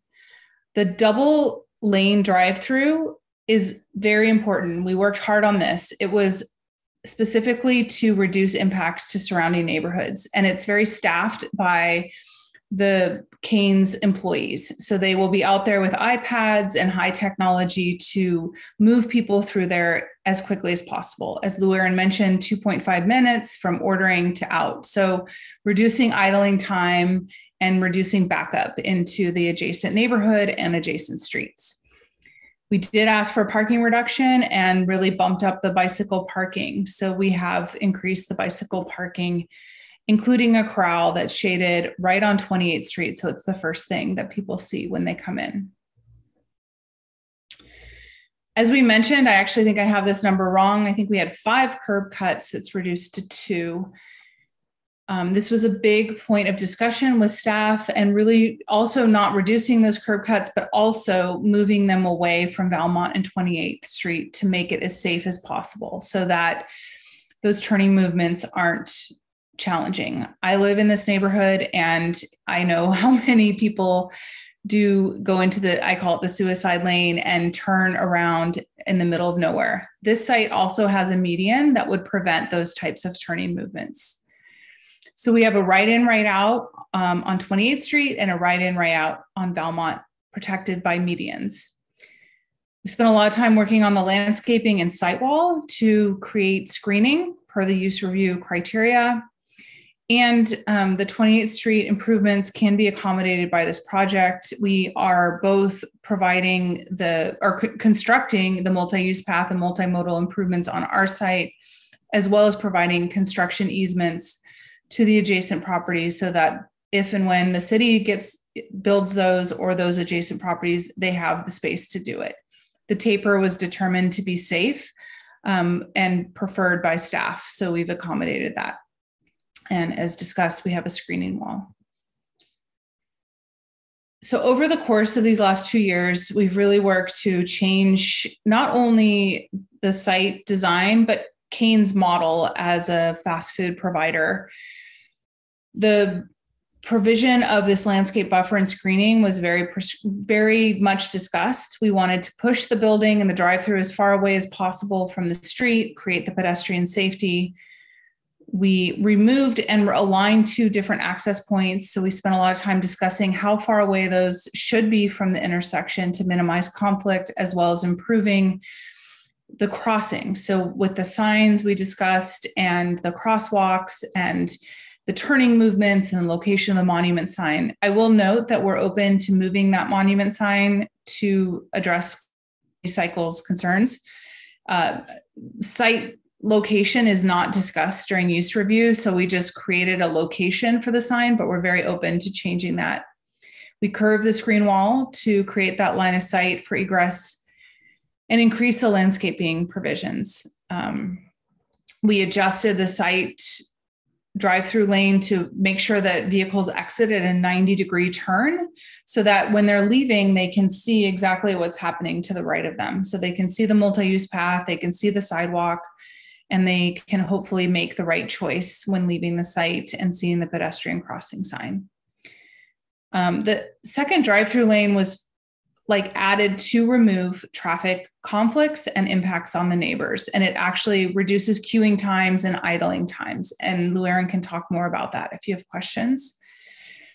We provided parking lot connections to adjacent properties and landscape screening. We increased our bike parking, monument sign I spoke about. And then our management plan talks about hours of operation, noise, trash, how the patio will operate, etc.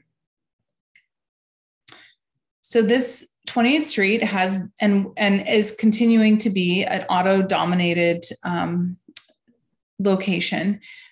The existing drive-through has been there for a very long time.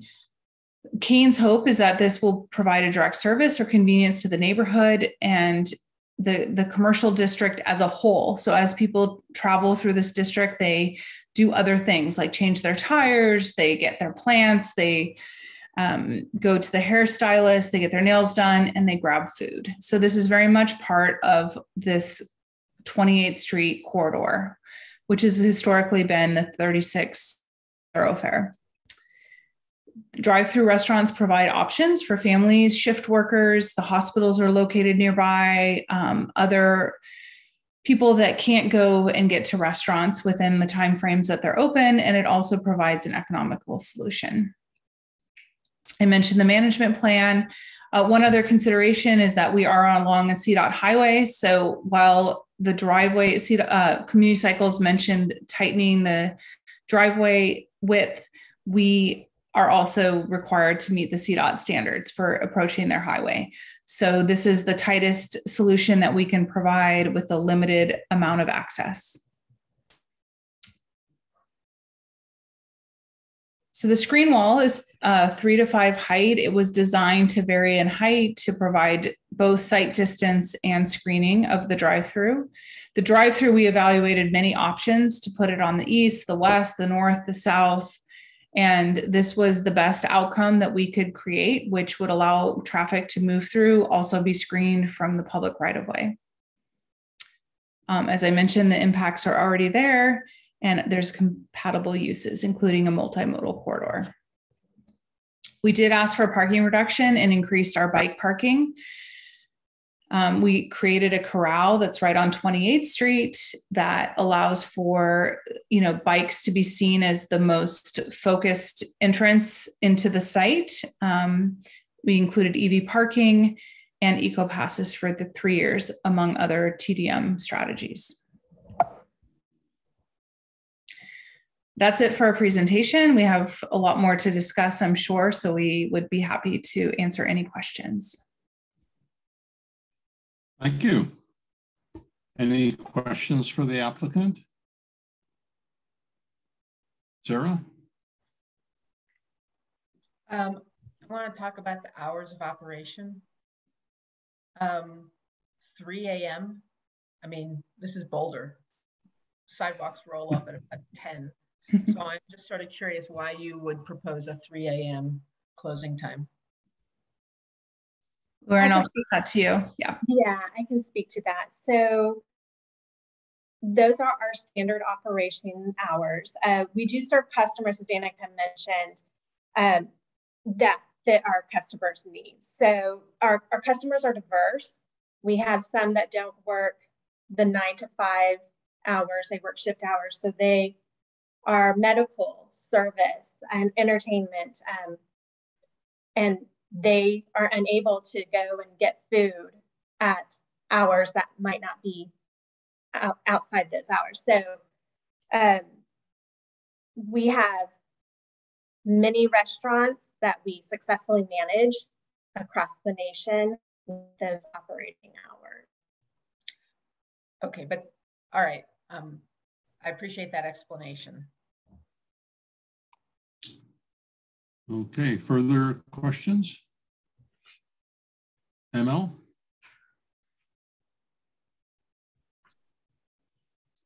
Thank you, John. I have a couple of maybe just clarifying. You mentioned EV parking. Does this mean that you have charging stations? What does that mean? Yes, and I'm going to pass it off to Kimley Horn. They probably know, the civil engineers and landscape architects. They probably know exactly how many EV stations we have. We've designated 2 EV charging stations. Yep, on site. Thank you for that. You also talk about that it's a neighborhood amenity. So I'm guessing you see that the neighborhood is, what percentage of your client base are people that are coming to sit at the restaurant versus coming to drive through? How is that? You've got a 3,700 square foot building. I wonder what percent of that is for the, what, 80 consumers there? Is the majority of your customer base the car? Or how does that work? We see that 70% of our customers are through the drive-through. We also 70%, yes. We also offer mobile in addition to our dine-in and takeout as well. Okay, so you see as the neighborhood amenity people in cars is the primary target. 70%. Okay, thank you for that. And last, and I'm not sure if it's a question, but you talked a lot about your active community involvement. And in looking at the building itself and what's happening on site, aside from, well, EV charging, that's a cool amenity. Are there any other things that you can point out for us to consider that would play into that company culture? So the screen wall we have previously discussed with staff to work with Streetwise Boulder and local artists to do murals along that wall to bring in some cool culture of the area.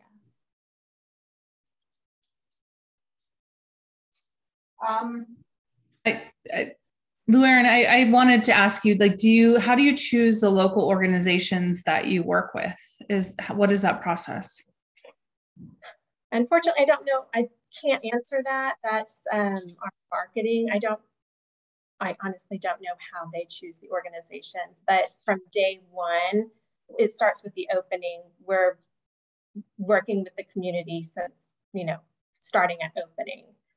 We're very dedicated. And so my last question, I believe that this question was asked, but I'm asking a follow-up on it. I understand that the parking does not include staff parking.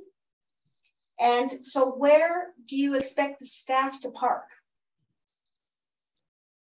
So in the calculation, that's correct. It does not include staff parking. Right. Some staff would drive their own cars, but what we see is a majority of our crew, they take public transportation or they are dropped off by family members, friends, etc. Because we don't have public transportation at 3 o'clock in the morning. Just FYI. Yeah, that's my question. Thank you so much. Okay, I have a question. Can you describe the wall that you're proposing along 28th Street in a little more detail? I see you've mentioned from 3 to 5 feet height, but in looking at the renderings, that's not obvious. What are you thinking there? So I will let Kimley Horn answer that. I think the variation wall has to do with the elevation gain and the screening as you travel through the site. We do have renderings. I think at use review, you know, we're not doing detailed drawings. So I think the idea is to really screen the building, offer a bigger landscape strip and landscaping so that as you enter the site, you both can see and not see the cars. So at 3 to 5 feet, this was a big negotiation with staff. Like, how do we make sure that we're addressing all of those concerns simultaneously? So I don't know, Brysa, do you have any more of a technical explanation? I think a higher wall was originally requested, but due to safety concerns, we didn't want to completely screen the property from view of the public. So it was kind of strategically placed so that in areas where you know, a 5-foot wall was more appropriate, and the 3-foot wall adequately you know, screens headlights and vehicles to provide a more aesthetic view from the public right away. We worked with staff on that. Okay, so, all right, well, we can hear from staff what they think about that. Thank you. Yeah, and John, I would just add, there's no magic number. I think the idea is that we're creating the best possible screening given the elevation and the view of travelers. So we don't have any preconceived expectation how high or low that wall should be. Thank you. Okay, any further questions of the applicant? Well, thank you very much. We'll take it back from there. Thank you. And please let us know if you have further questions. Yeah, you'll hear about them, I'm sure. Okay. All right, let's see. It's well, I'll bring it back to, oh, now we still need to do a public hearing section. I knew that something was missing here. Okay, let's go into our public comment section on this hearing. And Jonathan, I think Hala has something to say really quickly. Okay. Yeah, I just wanted to remind you, John, that a little while ago, the board discussed what they want speakers to disclose during a public hearing, and not just their name and address, but you discussed to also ask that prior to offering testimony, the speaker disclose any financial or business relationship with the applicant, the project, or neighbors. This includes any paid compensation. It would also be helpful if the speaker disclosed any membership or affiliation that would affect their testimony.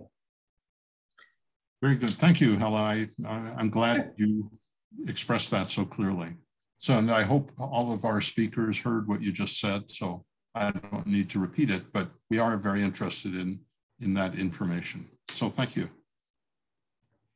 And with that, John, we'll turn it over to our public. I'm going to take them in the order of raised hands, and each, I hope you can't hear the background noise. Sorry about that. Each member of the public will have 3 minutes to speak, and I will unmute you right before we speak, and behind me there will be a timer of 3 minutes, and I'll start the timer as soon as you start speaking. Our first speaker tonight will be Jonathan Singer. And Jonathan, I've just unmuted you, so you should be able to speak. Wonderful. Well, I heard all the instructions, and so let me introduce myself. First of all, I'm Jonathan Singer, and I'm the Senior Policy Program Director with the Boulder Chamber of Commerce, of which the property owner, Stephen Tebow, is a member. So as far as any fiscal relationships, that's where it starts and ends. But I'm also coming to you today as a former Planning and Zoning Commissioner for the City of Longmont, and also a parent and an environmental activist. So when I was a Planning and Zoning Commissioner, I really looked at 3 things. The first one was, does the land use comport with what the application is? I think the answer here is yes. 2, did the applicant make significant concessions or work hard with the city staff to do the right thing to make sure that everything fit in the way community standards are. Once again, I'm going to have to say yes, and I really want to thank the applicant for doing that hard work over many, many months. And last but not least is, does the application fit within the community's values? And when I think about the city of Boulder, where I grew up, it was a place that was friendly to families, it was friendly to workers, and it was a place that prioritized the environment. Living in Longmont, we already have a Raising Cane's. If you think about fugitive emissions from cars, I want you to think about consumers making the choice to drive to Longmont or Louisville to avail themselves of the same opportunity that they would be getting in Boulder, or waiting 2.5 minutes in a drive-through lane. I think the answer is pretty simple here, that really those 2.5 minutes are far better than the 15 or 20 or 30 minutes that it would take to come out to Longmont or to come out to Louisville. And last but not least, the question to me goes, there was a question about the 3 a.m. waiting time, or 3 a.m. closing time. You know, I used to be a drug and alcohol case manager. I worked with students at the Colorado State University. I would much prefer, next to an alcohol establishment, that there be a food establishment with no alcohol sales, where people could leave that alcohol establishment after closing time, sit somewhere else, eat food, take care of themselves, use their frontal lobe for a second, and think about calling a cab rather than just a mass exodus at closing time. So on all of those levels, I encourage you to accept this application, and I'm happy to take any questions. Thank you. Okay. Thank you, Jonathan. I'm now going to myself, and I'm going to unmute now Macon Cowles. And Macon, you should be able to speak now. Planning Board, good evening. My name is Macon Coles. I live at 1726 Mapleton Avenue. And I'm not being paid in any respect, nor do I have an association with a group or business that is interested in this application. The thing that inspired me to come and testify about this, and that sparked my interest in May when I first saw this application, was that it included a request to resurrect a drive-through facility, and in fact, a double drive-through. I want to state my support of the points made by Community Cycles in your materials. But if I may, I want to state the broader long-term reasons for not approving such a plan. There's a statement of the applicant on the top of page 197, attachment B, that's particularly emblematic of the problem with approving a drive-through facility in the redevelopment of this property. Quote, "The replacement of the drive-through on the property is in keeping with the existing character of the area as an auto-oriented commercial corridor," close quote. Then the applicant lists other drive-through businesses along 28th and in the BVRC. It is a fact that the current corridor is auto-oriented, but we need to look at a better future than the auto-dependent past, which is driving us toward a climate disaster. When I came back from a couple of days of camping on Monday morning and looked at the sky on that beautiful but very hot morning, there was something amiss. And what was happening is the fires from Arizona were starting to cloud the view of the Flatirons. We've had fires and floods and climate emergencies, unsettled weather. We cannot be encouraging businesses like this that depend on stacking up vehicles.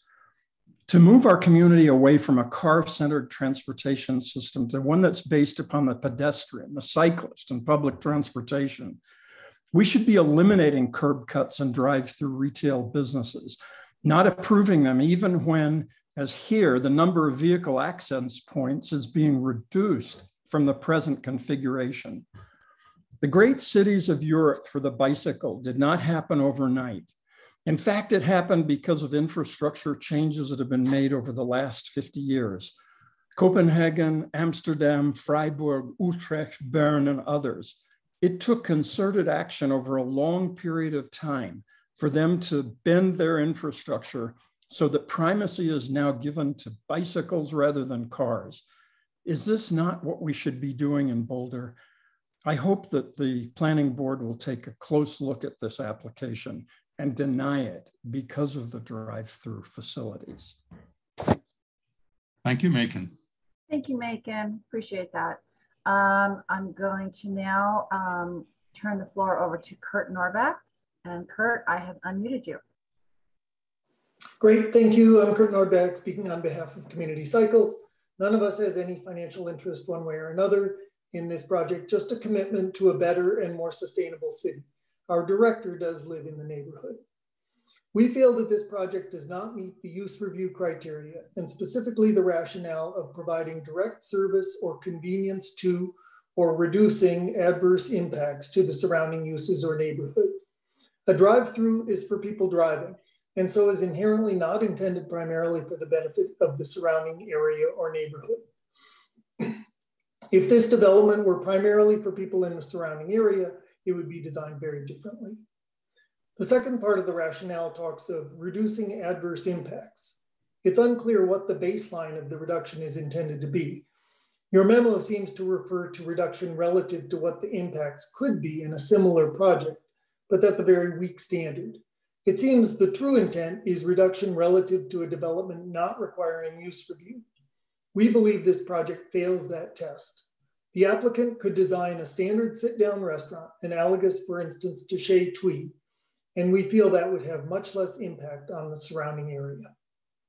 But in the bigger picture, this project is clearly at odds with so many of our comp plan goals, including 2.24, commitment to a walkable and accessible city, 5.05, support for local business and business retention, 6.03, reduction of single occupancy auto trips, and 6.07, transportation safety. We're in a climate crisis. Boulder has Vision Zero goals.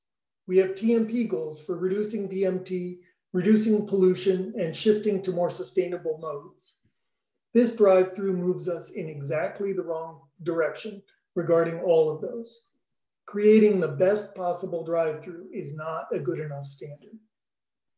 So we request that you deny this application. Approving a double drive-through is not where Boulder should be going. Thank you. Thank you, Thank Kurt. you. Sorry, John. Thank you, Kurt. I'm going to now turn it over to Bob Schaefer. Bob, I've unmuted you. You have 3 minutes. Hey, board, how you doing? It's a long night, isn't it? Thank you. I have no financial interest at all in this effort. I live behind it in the residential area behind this building. I'm not being paid by anybody, okay? I'm representing my neighbors. We live by, and I was on the board meeting last month. We're very concerned about the hours being open till 1:30 a.m. during the week, 3:30 a.m. on the weekends. We work here, we sleep, we need to sleep. The example in the proposal said, well, McDonald's and IHOP at the baseline in 28th Street and are open 24 hours. Well, they're in shopping districts and near shopping centers. This area is near a residential area behind here. We've got tons of condos. I live in one of the townhomes. We're right near Rayback Collective. And by the way, all the restaurants around here close at decent hours. Rayback Collective, 7 days a week, closes at 10 p.m. Curry and Kebab closes at 9:30. Boulder Pho, 9 p.m. Verde Mexican. I looked up all the times. They all close decent, 9 to 10 p.m. Also, the Taco Bell it's mentioned, they close at 8 p.m. They're 1 block up. Near the Safeway, the Dunkin' closes at 9 p.m., 1 block up, okay? So even they're even proposing to run outdoor music with speakers till 11 p.m. I'm in bed, so are my neighbors. We got jobs to do, families to raise, right? I can't deal with this music, okay? Secondly, I'll reflect what Ms. Silver said and Ms. Robles says about, and the other previous speakers, about the CO2 emissions, okay? Raising Cane's is one of the fastest growing restaurants in the US. They didn't say this. The average restaurant does $3.2 million. That's at $14, that's 625 cars a day, okay? And each one, well, if they idle for 10 minutes, I know they say they only idle for 2 minutes, 10 minutes gives us 625 pounds of CO2. That's from the Environmental Defense Fund. Way too much CO2. And also, it's mainly a fry operation, okay? Fryers leak out what they're called PAHs, hydrocarbons, polycyclical aromatic hydrocarbons. Just walking outside of a Raising Cane's restaurant, you'll smell all the fried chicken, all the fried, and you shouldn't be breathing any of that because long-term it causes pulmonary disease, gastrointestinal problems, and cancer, okay? So the whole menu is literally fried, okay? And then the third point I want to make is the whole notion of the traffic backup. I'm running out of time. The Kimberly Horn study was based on Wheat Ridge, population 32,000, and Parker, population 55,000. Our population is 100,000, right? Also, the demographics that don't even match what we have. We're a college town. We're closer to Fort Collins. Fort Collins, they're Raising Cane. They've got problems. In 2020, Raising Cane's had 5 accidents, of which 3 caused personal injuries, 21, 3 more accidents. They're all rear ends, okay? So in all, I asked the board to change the hours of this proposal, take a look at the CO2 and the emissions, and thirdly, take a look at these traffic studies because they don't represent our community. And thank you for your service. Thank you, Bob. And John, I don't see any more hands, but we'll give another shout out to see if there's anyone else that would like to speak. And I don't see any more hands, John. Okay, thank you. It's now 8 o'clock. I think we can take a 10-minute break. Okay. Let's meet again at 8:12 p.m.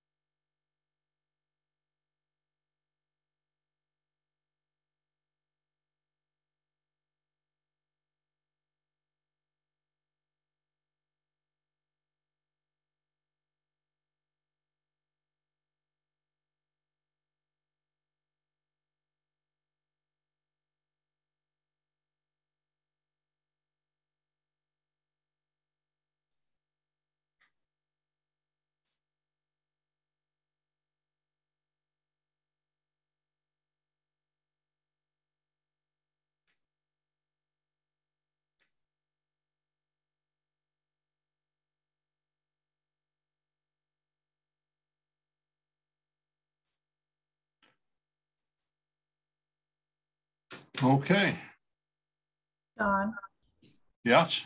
just a reminder that the applicant is entitled for 3 minutes. Right. Okay, just reminder. Sorry. Okay. All right. Are we it's 8:12? I think we're all back. So if the applicant has any comments, you have 3 minutes to make us wiser. Sure. I don't know if there's any outstanding questions that I have to answer. I don't know, Lou-Aaron, if you want to talk more about the operations of the restaurant, the drive-through, the hours of operation, what typically happens, how you keep noise down. I think that would be helpful. Yeah, I would love to discuss the double drive-through real quick. The idea is an expo style service. The double drive-through are not, both lanes are not used the entire time the restaurant is open. They are used at peak hours and when needed. Peak hours include lunch and dinner. When our crew sees that there's one car past the order board, then they start opening up that other lane. We have crew members that are outside with tablets, as Danica had explained before, and it's typically 3 to 5 crew members that will be out there during the peak hours. They take orders, they take the money, they take the food out as well. So every 30 seconds, essentially, a car is moving up. 2 cars is how you can think of it with the double drive-through open. I don't know if there's any questions on how that operates, but as far as the patio, it's meant to also be a fun thing, bring families together, sports teams together. We often see teams that will come to our restaurants after their games, have fun out on the patio. So we like to say that the environment that you see at Cane's during the day is the same environment that you'll see at night. We are very mindful of the noise ordinance. We are always in accordance with the laws. So, and we want to be a good part of the community. We strive for that. Thank you. Thank you. And I guess I'd pass it off to Kimley Horn if they had any clarifications on the engineering or the site design related to the project. I just think overall we've worked very hard with staff over the last couple of years to consider safe site circulation for both vehicles, pedestrians, and bike patrons. We have a robust bike parking area that's above the required minimums. We're looking for another area to expand that upon too on the other side of the site as well. So we definitely promote bike travel and patrons to visit the store, both employees and visitors. And we've implemented some water quality improvements on site, including a rain garden and other structurally implemented stormwater quality measures. We haven't gone through tech docs yet, but that's the intent there to address stormwater quality. And yeah, thank you. Thank you. Chair. Thank you, John. Okay. I'll bring it back to the board now. Laura, you have a question? Yes, thank you. I have a question for the applicant. So one of the commenters raised the issue of accidents happening in Fort Collins, and I'm wondering if you could comment on what you think the cause of those fender benders or accidents, sounds like there were some personal injuries, was, and how you would avoid that in the design of this site. My thoughts to that are that those are pretty site-specific incidences. I'm not sure we could exactly relate to those. I know the way we have the site laid out at this particular location, it's pretty tight. So we have fairly tight drive aisles. We have a little bump out there at the entrance and exit to the 28th Street access drive where the bike parking is, to act as a traffic calming measure. So speeds through this drive and parking area should remain fairly slow. Just working with site signage, implementing stop bars and stop signs, caution signs, and striped crosswalks. We hope that the people that visit the site will adhere to those and be mindful of crossings and other vehicles as they navigate the site. The majority of the accidents that occurred at that site were at the beginning of COVID, when the indoor facilities were shut down and drive-through was the only means to get food. The queuing backed up. We had since transitioned that project from one drive-through lane to two drive-through lanes. And we have experienced much less to no accidents at that location. Thank you. Okay. Any other board questions? All right. I think we'll bring it back to the board now for discussion. As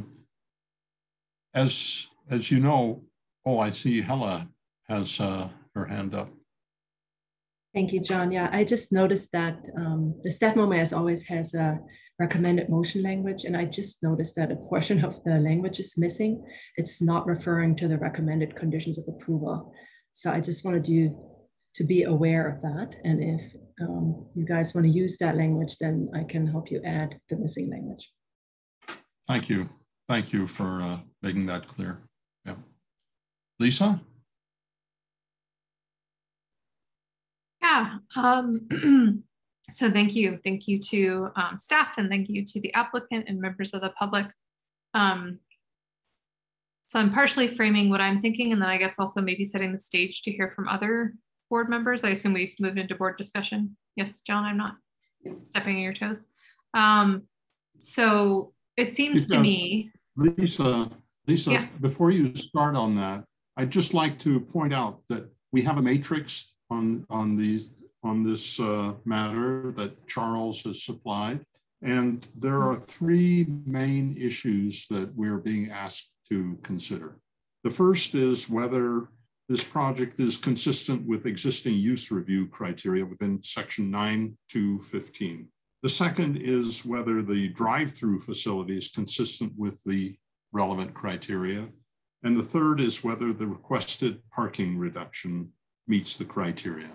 So I just wanted to point that out so that people can frame their thoughts in response to that. Now, sorry to interrupt. No, please go ahead. Oh, thank you for that. That's really helpful, actually. Thanks, John.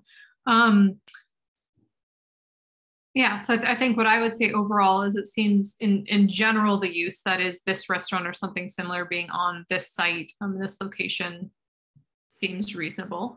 I think we'll probably have a robust discussion around the drive-through. I will offer that aside from safety concerns and signage and so on, that I have a hard time opposing a drive-through just given the status of Broadway and 36 and the number of drive-throughs that are on this road already. But I think that the specific safety concerns and how it works on the site is probably something we'll talk about in depth, but I don't feel opposed to a drive-through in and of itself or as a concept.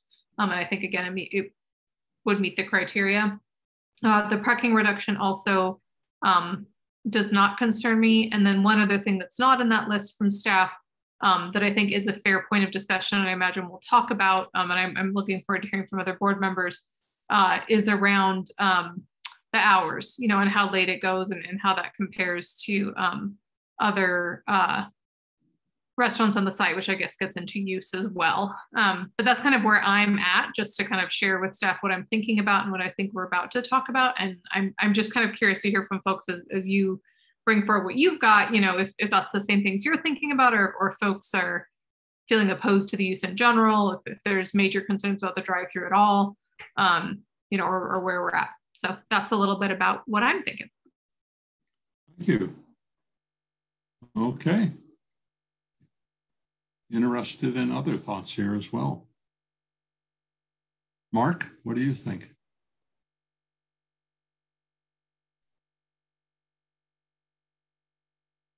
Sorry, my mouse was being funny. So yeah, John, thank you. I appreciate the opportunity to go and share my thoughts. And I'm going to tell you, I'm going to warn everybody, it's going to be a little meandering, and I've kind of reserved my time, and so here goes. You know, I've wondered since in my short tenure on planning board when I would be confronted with an application that I didn't like, but met the code and met our goals. And I was, as I looked at this, I thought this might be that particular condition or case. And I'm actually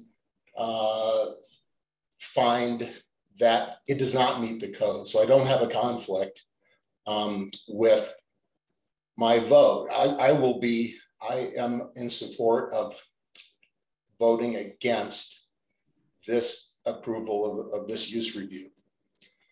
And I find that it is my judgment that it does not meet the letter, the intent, or the spirit of 9-2-15E.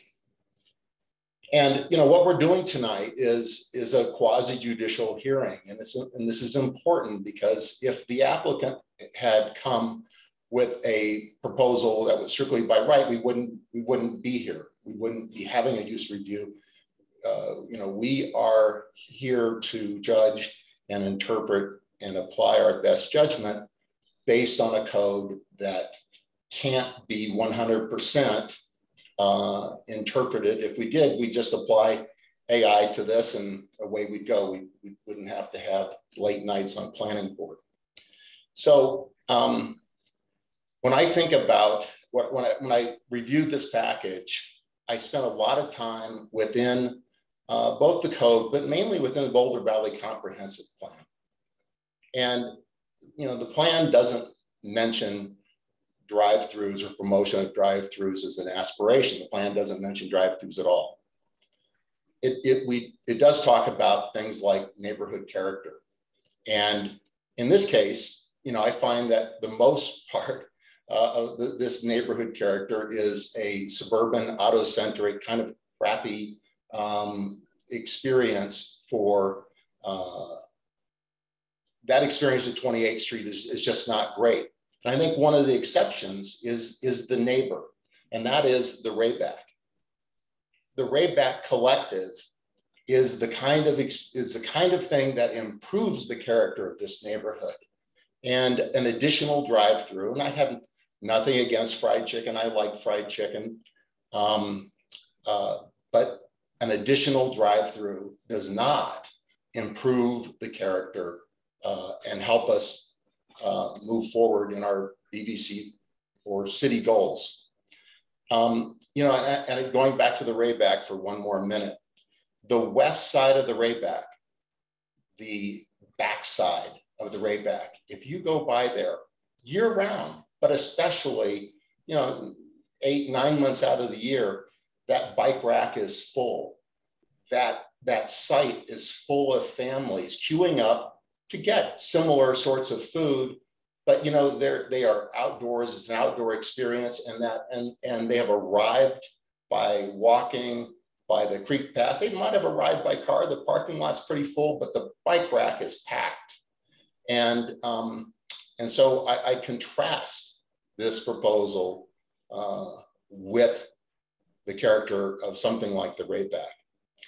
And I spending my time with the comprehensive plan, on the core values page, it states, great neighborhoods and public spaces, compact contiguous development and infill that supports evolution to a more sustainable urban form. Environmental stewardship and climate action, an all-mode transportation system to make getting around without a car easy and accessible to everyone. Also physical health and well-being. So I don't, you know, that's the core values of the BVCP. And again, this application fails in that regard. It also goes on to define sustainable urban form as comfortable, safe, and attractive places to live, work, learn, and recreate that have a distinct and memorable character and high quality design that promotes healthy, active living. Human-scaled building and spaces and street level design oriented toward the pedestrian. I find this plan to be based on, you look at other sites to based on a template. Based on a template that this could be dropped down on in any number of suburban neighborhoods, car-centric suburban neighborhoods that don't have a forward-looking plan for where they want to be. And then I went into some other finer points of the chapters. And I'm sorry to keep reciting this, but I'm going to be done when I get done with my little piece here. 6.01, an all-mode transportation system. Improvements to urban travel corridors will recognize pedestrian travel as the primary mode of transportation and preserve or improve the safety of all modes of transportation. 6.05, reduction of single occupancy auto trips. The city will require TDM plans for applicable residential and commercial developments within the city to reduce the vehicle miles traveled and single occupant vehicle trips generated by the development. 6.14, transportation impacts mitigated. All development will be designed and built to be multimodal and pedestrian oriented and include TDM strategies to reduce the vehicle miles traveled generated by the development. I don't think we get mitigation with 28 cars idling at 8 p.m. on Friday night in a double drive-through through lane. So to me, this particular plan reads like this is what not to do when applying for a use review in the city of Boulder. And I'll finally say, the applicant has chosen a design. And I think that there are examples of fast food companies that have a drive-through as their dominant mode, but they've taken the time to design something specific to a particular environment. It might be a beachfront environment, it might be whatever, but in this case, it's Boulder, Colorado. And to me, this application doesn't read like an application for Boulder, Colorado. It reads like an application for Aurora, or where I'm originally from, Overland Park, Kansas. It doesn't read like a Boulder application. So anyway, based on both the letter of the code and the intent and spirit of the BVCP, I will be voting no tonight. Okay. Laura. I think I'd like to hear from some other folks first. Can you come back to me, John? Okay. Thank ML, you have your hand up. I do have my hand up. Mark, thank you for your thorough reference to Boulder Valley Comp Plan. You did your homework. You did my homework. So I would like to speak to the key issues. Key issue number 1 specifically talks about 9215 and specifically the rationale.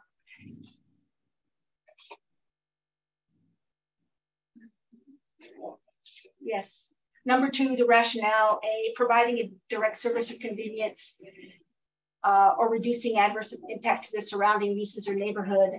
I think that there were a number of people speaking from the public that had some very precise and substantive comments to that. I agree with them. I don't believe that this project is providing a direct service to the neighborhood, especially when 70% of the client base is coming in from their cars, or it's the late night option to a non-alcohol place. I think that what I appreciate about this process is that it's an opportunity to look at what is being said and look at the reality of it. Like, just the fundamental thing that's already been said, right? Nobody's catching a bus at 3 in the morning. So those people that are working need to have a place to park, and that hasn't been accommodated. That's going to impact the neighborhood. Of course, they've talked about the time. So I'm not going to reiterate those things. I do not feel that, let me look at the other issues on 925.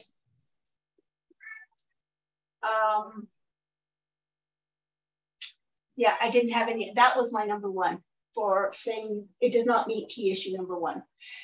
Key issue number two is dealing with section 9610. And, there keeps being a reference to the fact that there had been a drive-through there. Well, that shouldn't, this is a whole new drive-through application. It's irrelevant that there was one there. I don't know how long it's been closed. It wasn't a big factor because it hasn't been functioning as a restaurant there. So it's a new use of a drive-in on this site. And I think we've heard the comments about the environmental impacts of that amount of cars that a double lane would propose, and the noise and the air quality that would come off of that. The question that I have not seen answered is, you look, and I've looked at the site plan again and again and again. I'm an architect, so I kind of feel like I have an ability to know what I'm looking at. But if I'm a pedestrian coming off of 28th Street, I am going to have to walk past or into a whole bunch of cars that are trying to exit to get on, because the door is not right. It's on one of the sides. It's not right available on the drive-through side. So you have to drive through. You have cars coming in both directions. There is no place for a person to walk in from 28th Street and get to the restaurant without being in a car-centric area. So I was hoping, because I think we made some, you've seen comments about that in prior information. I was hoping that there'd be something done, but I don't think it's changed. So again, speaking to, is this providing a accommodation of all the things that Mark talked about that are in the comp plan? And I'm going to get over to the exact things that the staff was looking at. The impact. I didn't read the traffic study, but I use Valmont to get across town to my neighborhood. And that is also the street that the Rayback people use. I can't imagine that having the number of cars that are going to be entering the site off of Belmont is not going to create an impact on, And that's the lane, the right-hand lane is the lane we're all queuing up on to go straight through, because the left-hand lane on Valmont has an obligation to turn left when you hit Folsom. So the people that are going into the neighborhood, that's the lane we will be in. And I think that there is a potential conflict with that. So those are the pedestrians and how the pedestrians get in and out, the true impact to traffic on Valmont. I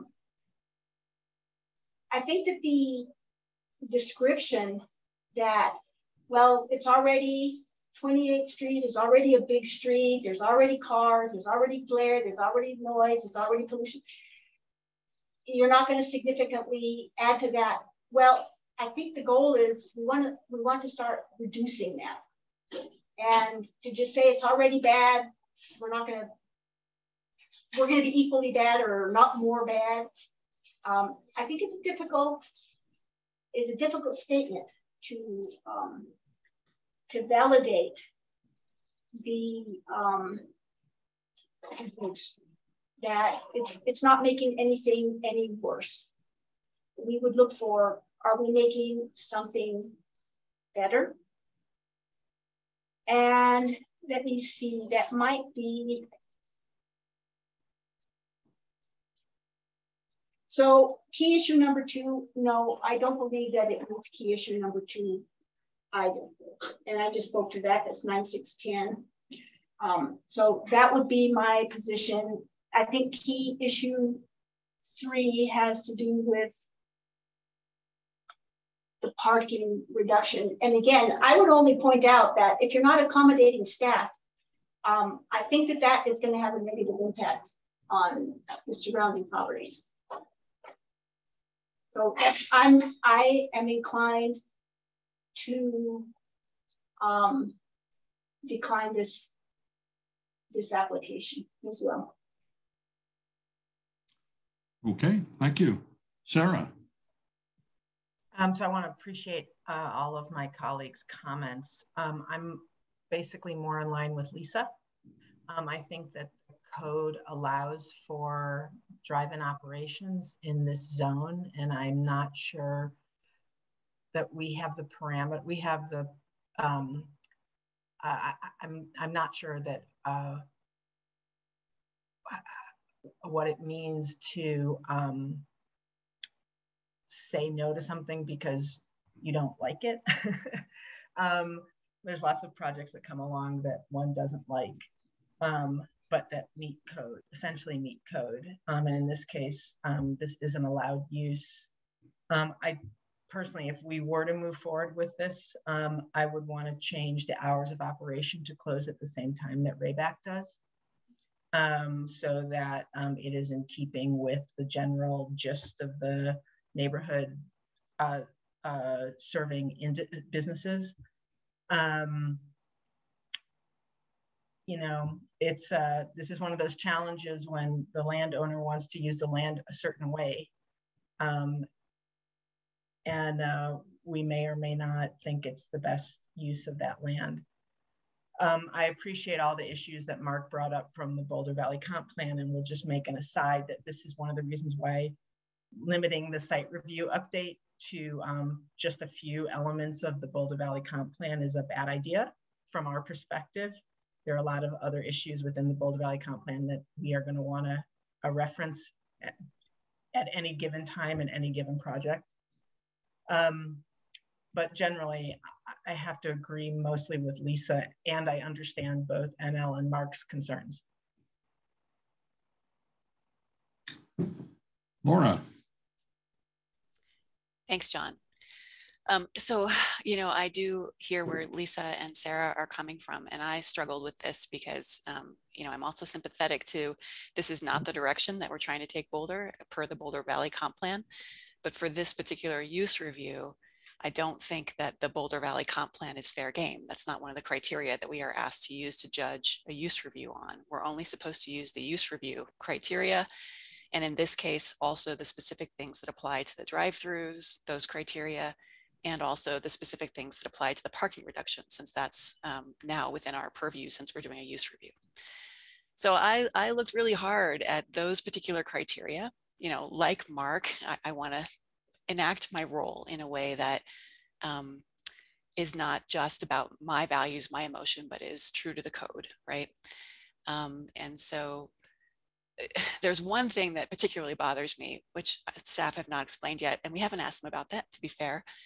But in the staff memo, it talks about any curb cuts serving the use are not located within 200 feet of any intersection of the rights of way of any of the two major streets or major arterials. And then it goes on in the same paragraph to say, the curb cut on Valmont Road does not meet this standard. It is less than 200 feet from that intersection of Valmont and 28th. So I do not understand why staff found this to be consistent, even though that curb cut does not meet the criteria that they just laid out. And if staff want to comment on that, maybe we can pause and let them comment, or I can continue. What would you prefer, John? Well, why don't you continue? And I also have a couple questions for staff that they can answer at the same time when they deal with yours. Okay, and so thank you, John. And so that speaks to safety, that speaks to traffic safety, and that speaks to one of the elements in, well, two of the elements actually in Charles's matrix here. Specifically, one of the elements in the matrix that Charles provided for us was any curb cut serving the use is not located within 200 feet of the intersection of two major streets. So it fails on that score, if I'm reading this memo correctly. And then another one of the criteria is that internal circulation and access to and egress from the site do not substantially impair the movement of other modes of transportation, such as bicycles and pedestrians to and through the site. I've been to this site. I drive on 28th Street and Valmont all the time. My gym is right at that intersection behind, it's right across the street.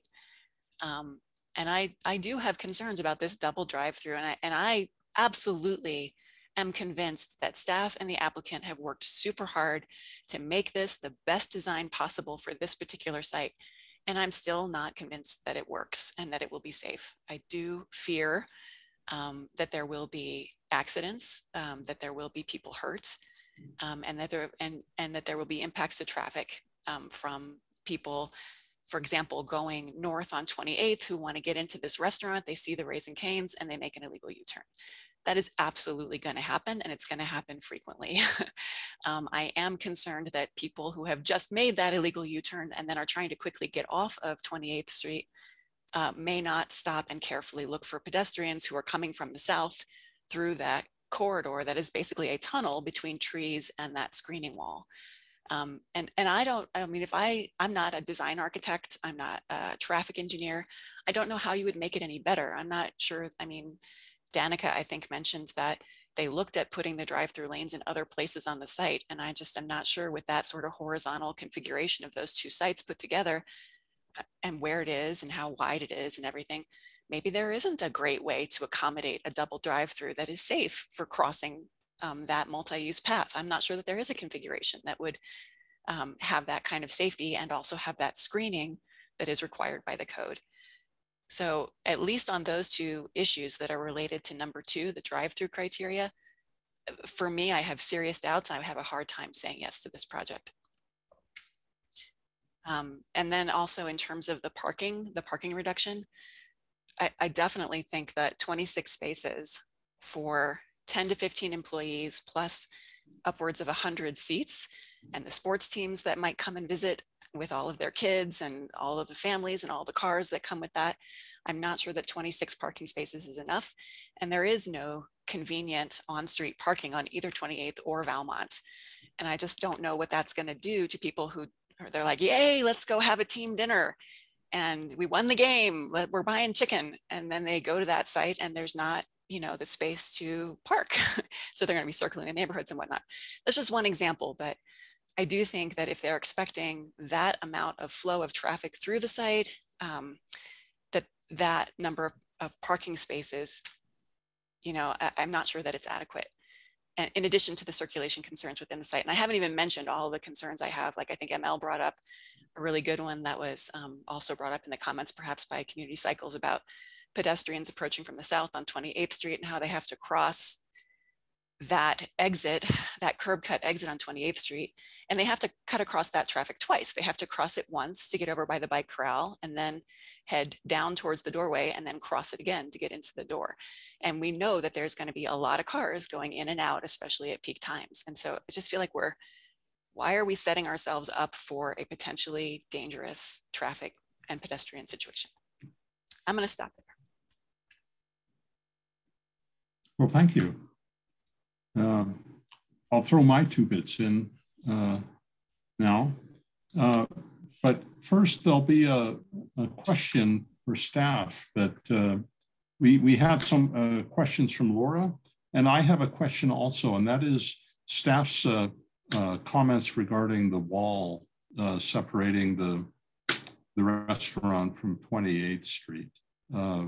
We've heard several comments that it's 3 to 5 feet, and that's based on discussions with staff. I'd be interested in your thoughts on what an appropriate height for a wall of that type is. Yeah, thanks for the question, John. Our landscape architect worked closely with the applicant's landscape architect to arrive at a planting plan and a wall height based on the grade out there on 28th Street that provided an adequate amount of screening. So it really was just staff working back and forth with the applicant, purely to figure out what the minimal height was that didn't make it feel like a fortress that still screened the actual drive-through. So does a 3 or 5 foot wall screen the drive-through? It does. Yeah, from studying the perspectives, 3 to 5 feet as it runs the site based on the grade effectively screens the drive-through use. Okay, thank you. And I think Laura had a couple questions you may want to address there too. I think I'm going to defer to Edward on those. Certainly jump in, and I believe the question was in terms of the use review criteria on curb cuts serving the drive-through not located within 200 feet of any intersection of 2 major streets or arterials. And this one is a little confusing in terms of how it lays out, so I can appreciate the question. When we evaluated it, we looked to see or looked at the language really about to serve the drive-through and how that implicates this. Not knowing necessarily the background as to where this criteria came into play. We can, of course, a part of it can be about traffic safety, although the traffic study itself also addresses traffic safety and circulation items and did not identify a challenge. As we looked at this, and that what we've called that private alley is a little bit of a unique or different circumstance here when it comes to then trying to determine what's the actual measurement for where the curb cut serving the drive-through is at. You're absolutely right, as it's reported in the memo, the access point itself at Valmont is less than 200 feet from the measurement of the intersection of Valmont and 28. However, because that site is located so much further in from there, we determined that the private alley portion or the leg portion of that really is not functioning as its access, but more as an alley. And therefore that curb cut's not necessarily directly serving, or if you count the 200 feet being really the point when it starts to serve or interact with the drive-through, and then it exceeds between the measurement at 28th and Valmont over to that intersection and up that private drive or private alley, it would exceed that. Certainly one of those areas you have to determine, did staff evaluate that and come to the proper conclusion? That's for your debate and to whether that's an appropriate way to apply that criteria. But that was what our findings were after fairly in-depth analysis of it. I would like to respond to that and say that my initial reaction is that I probably do not agree with that the staff's interpretation on that particular point.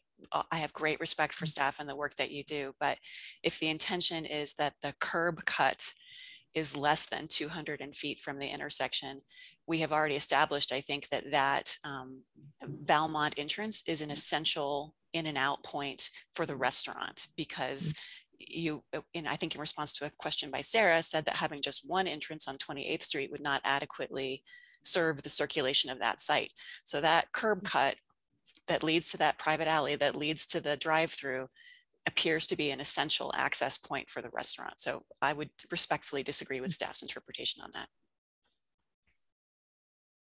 And hence the reason that call up is an opportunity. So certainly take no offense to that and appreciate the comment. Thank you. Okay, so I can summarize my thoughts on this. And that is briefly that I think the proposed project is consistent with the use review criteria, but I don't think the drive-through facility is consistent with the criteria that is described here. And Laura has pointed out an essential element, which leads me to that conclusion. And the third point is regarding the requested parking reduction. I think it was Laura also who described the situation that this is a facility in which is dependent on people showing up in cars, and I just don't think that it's appropriate to give a reduction for that parking requirement, given the nature of the business that we just heard about tonight.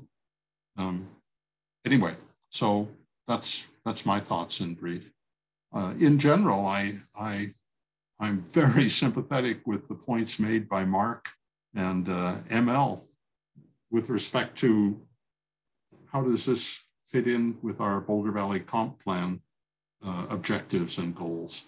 But as has been pointed out by many, we have to make a criteria-based decision tonight, and that is how I'm operating. So any other thoughts?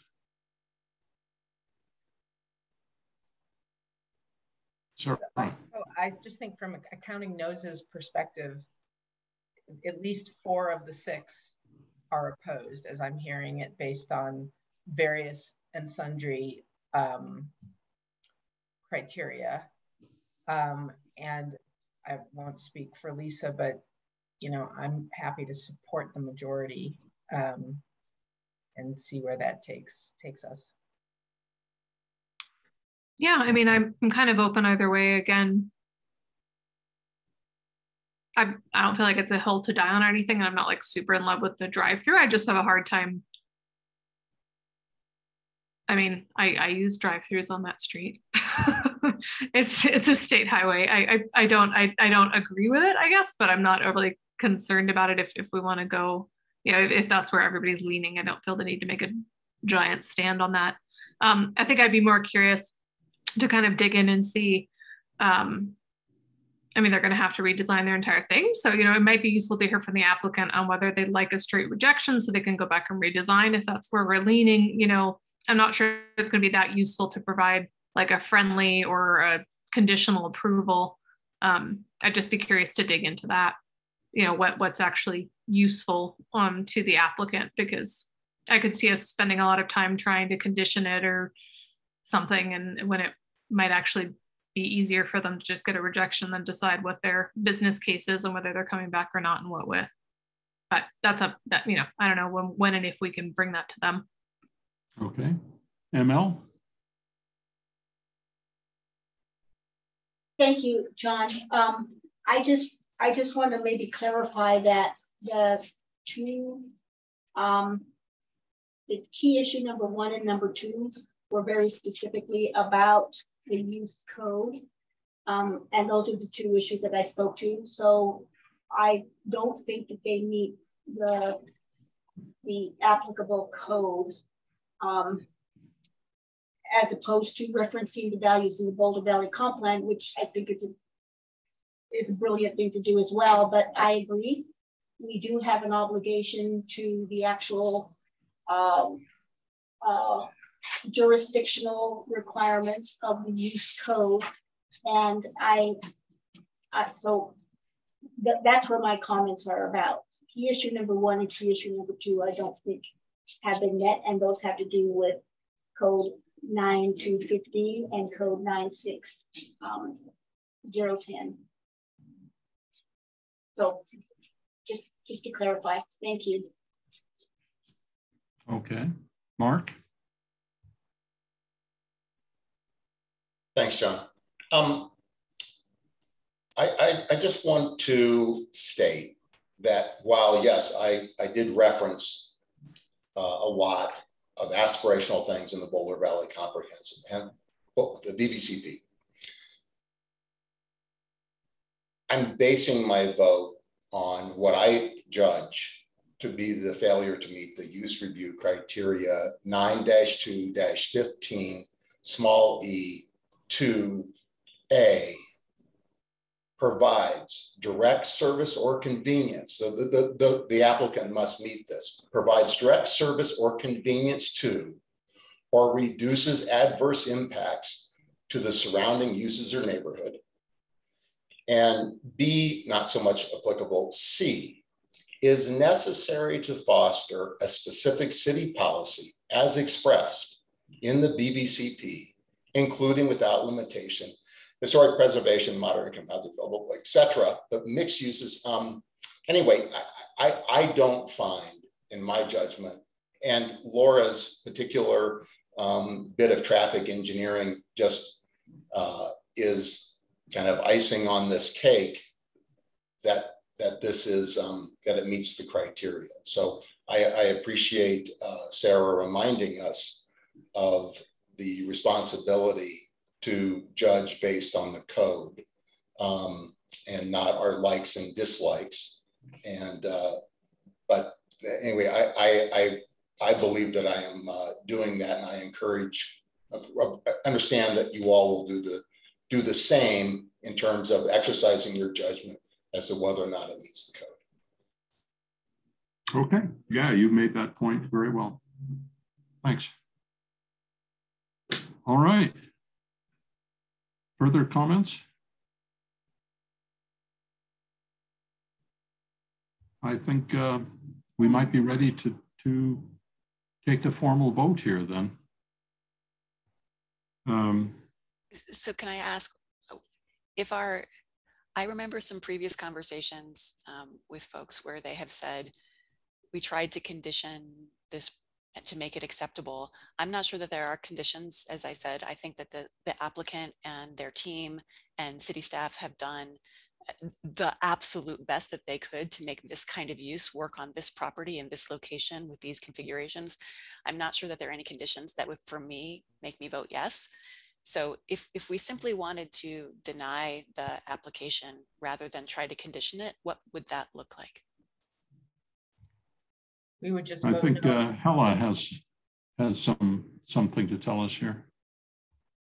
Yeah, you would make a motion to deny, and you would have to make specific denial findings.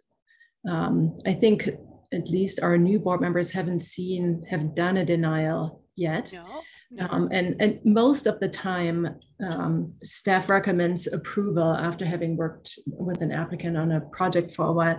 So staff makes approval findings, and when the board approves a project, they adopt the approval findings. So what we typically do is, if the board is inclined to deny an application, is to continue the item to another hearing so that staff can prepare denial findings that you can then adopt together with the denial.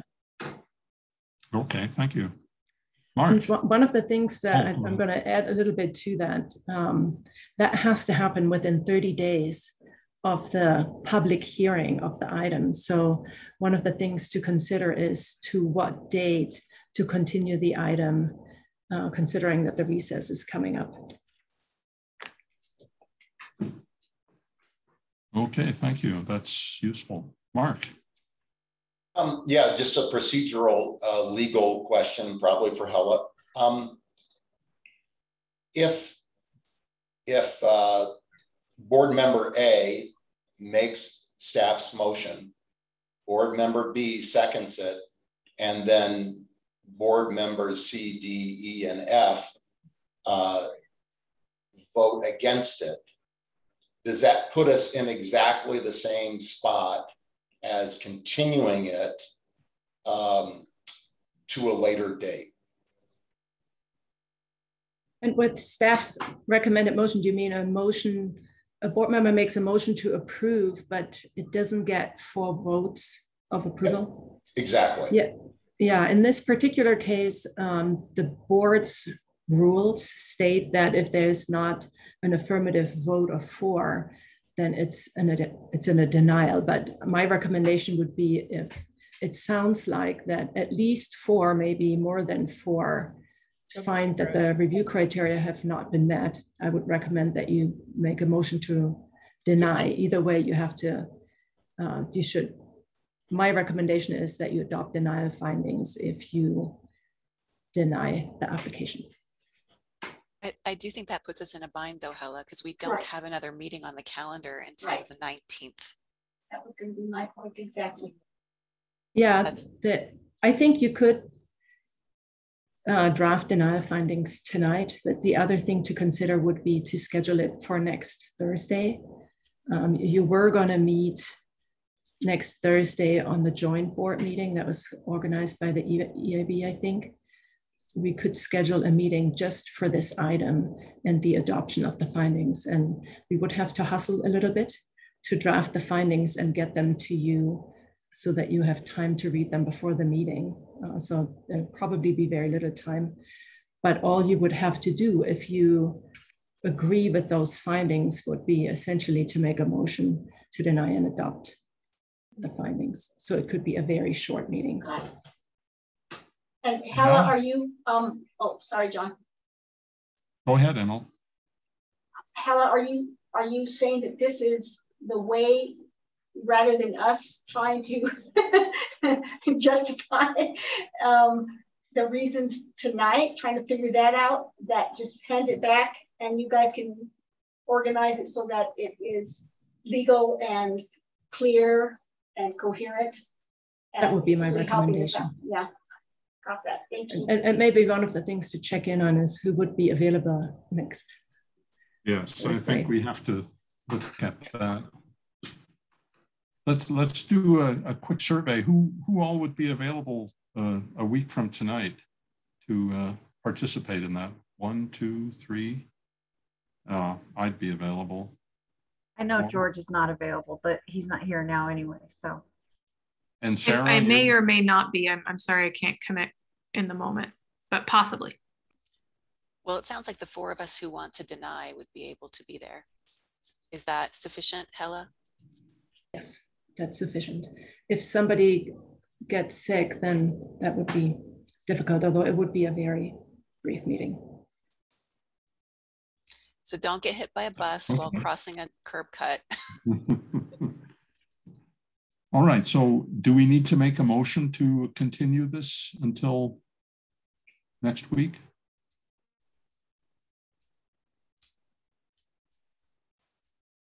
And it would be to the 23rd. Or 23rd, I don't have a calendar here.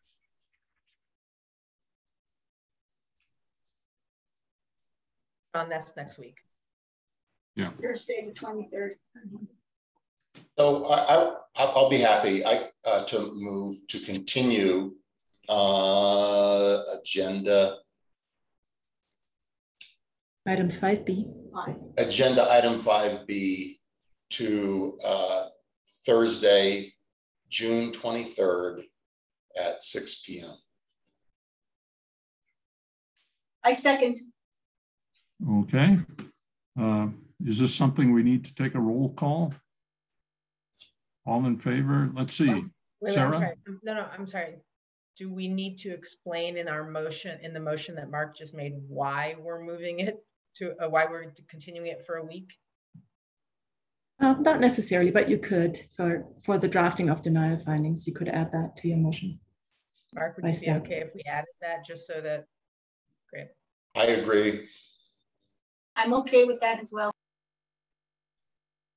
Okay. All right, Mark, what's your vote? Oh, yes. Okay. I vote yes on my motion. Yes. Aye. Laura? Aye. Sarah? Aye. ML? Aye. And I vote aye. Okay. Thank you. I think we're done with this matter for tonight. ML, you have your hand up. Are you? You just lowered it. Okay, thank you. All right. Well, thank you. Okay, so that was the second of our public hearing items. Now we move on to matters from staff. I think there's the outdoor dining pilot program that you wanted to mention. Right, just simply an informational item for the benefit of the board for awareness that council did direct staff to create a 5-year pilot program to continue the outdoor dining program that was initially stood up on the onset of COVID. So we'll be moving forward at council on next Tuesday night, the 21st, with second reading and adoption. My colleague Edward and I have been working diligently to stand up an internal review process, permitting process, inspection process in order to advance the council directive. So if there's any questions, we're happy to answer them. Well, thank you. I'm not sure everybody's read it fully yet, but if there are questions, now's the time. Don't see any. Okay, we have our reading duty already. We'll just assume that outdoor dining is safe for the next 5 years. Yeah. Okay. Anything else from staff? Nothing from staff. Okay, well, we have a couple matters from the board itself. One is to talk about our retreat briefly, and the other is a mixed farewell and congratulations. And we can talk about the retreat first and then make sure Cindy sticks around for the end of it.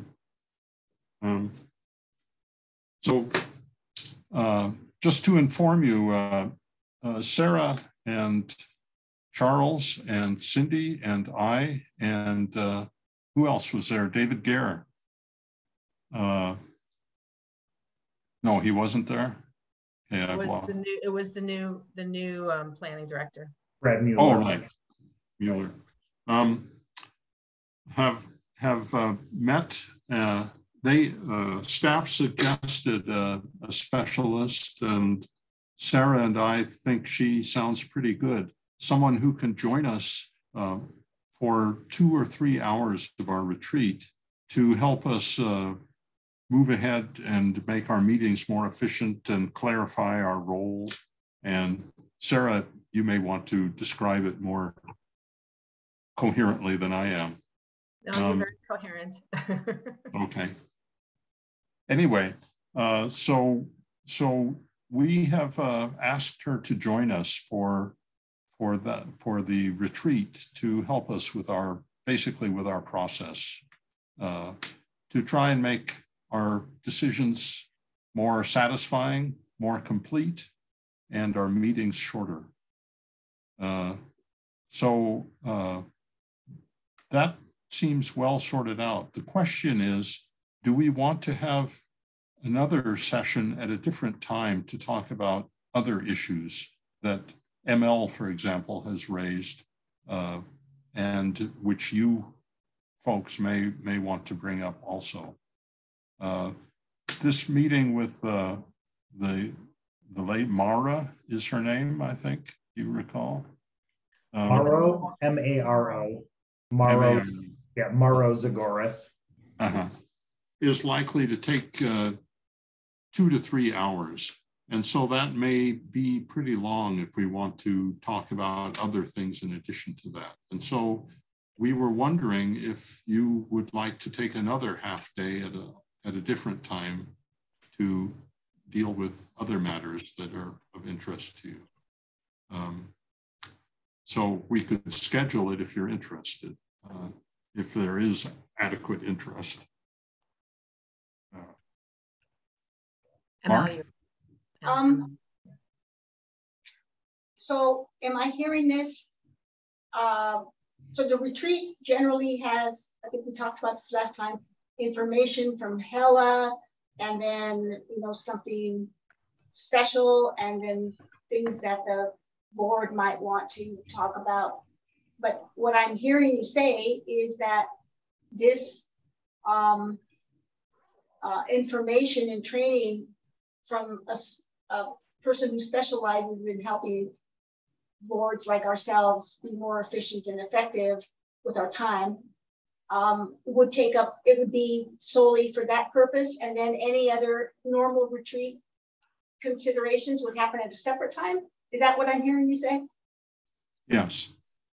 Well, let me just click. I think that the information that Hella would normally provide in a retreat will be part of the training, because the generic training that the generic training is augments Hella and Charles' specific knowledge of our land use code and our legal requirements and limitations and boundaries.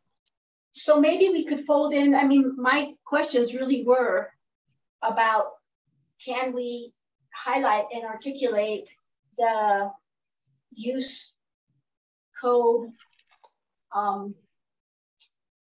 the parts of the use code that would address specific kinds of concerns. So it'd be a clarification of, okay, where might we find these particular kinds of things? Would it be able to be folded in the same manner that the legal? I'm not sure I'm understanding your question.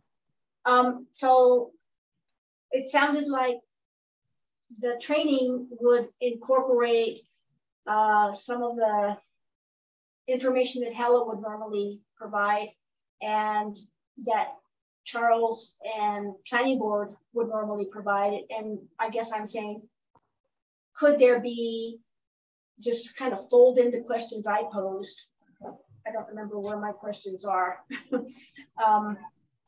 Into that, rather than thinking we have to, oh yeah. What tools do we have to promote affordable housing and middle income housing? And what tools do we have to promote climate action? Could those be folded in some way rather than trying to have two sessions? Well, I'm a little bit hesitant to say yes, because your questions are really substantive, whereas what we were going to focus on in that session was more process Got it. related. And I mean, I would be very happy if we can cover everything in one session. I'm just. So one of the things we talked about, sorry, Lisa, was that we might use a matters space to answer to go through some of the substantive questions that ML brought up. Right. So that's another, instead of setting aside, I think the first level of question is, are people okay with us finding a separate time to look at the more substantive issues so that we can focus on process at the retreat? And if the answer to that is generally yes, then we can begin the discussion of where we would find that time. So I would support focusing on process at the retreat. I think that's our most pressing need, and also what, in my opinion, best serves us and staff's time and public time, and will be really relevant as we shift to Tuesdays especially. I'm open to potentially finding time to discuss other things. My preference would be, if there is board appetite and interest and willingness to give of their time, to try to put that under matters on nights when we have a lighter load, and we would get out, quote, early, whatever early means, as opposed to trying to find another large block of time during the workday, frankly. And if we do look for another block of time during the workday, or if we feel like that's valid for something else, then I would request that we do it perhaps once every 6 months or once a quarter or something, and just kind of spread those out, just because, taking a big chunk of day out of the middle of a week can be challenging if you do it too often. So yeah, those are my thoughts, is to kind of limit the scope so that we can do it well and not have a super long marathon meeting.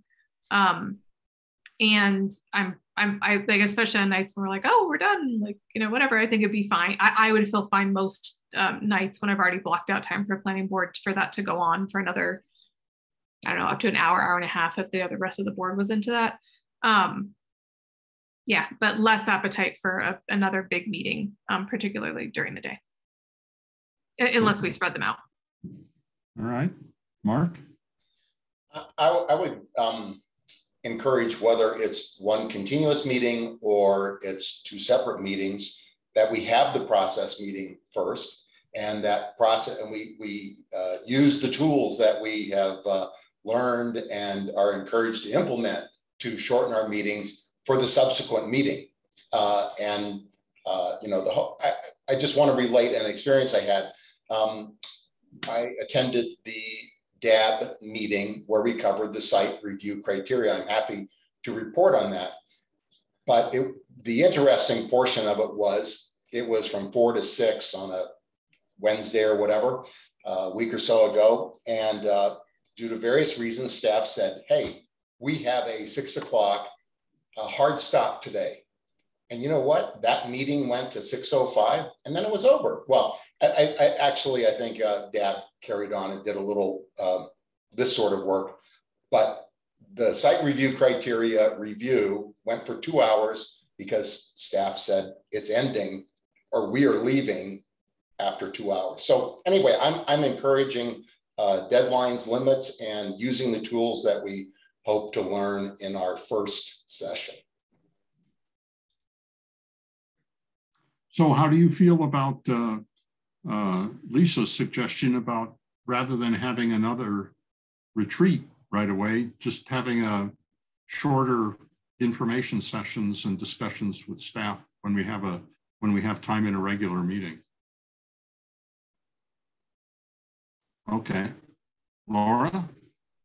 I also support Lisa's suggestion and just wanted to note that having it in the evenings will also make it more accessible to the public who may want to observe versus a workday.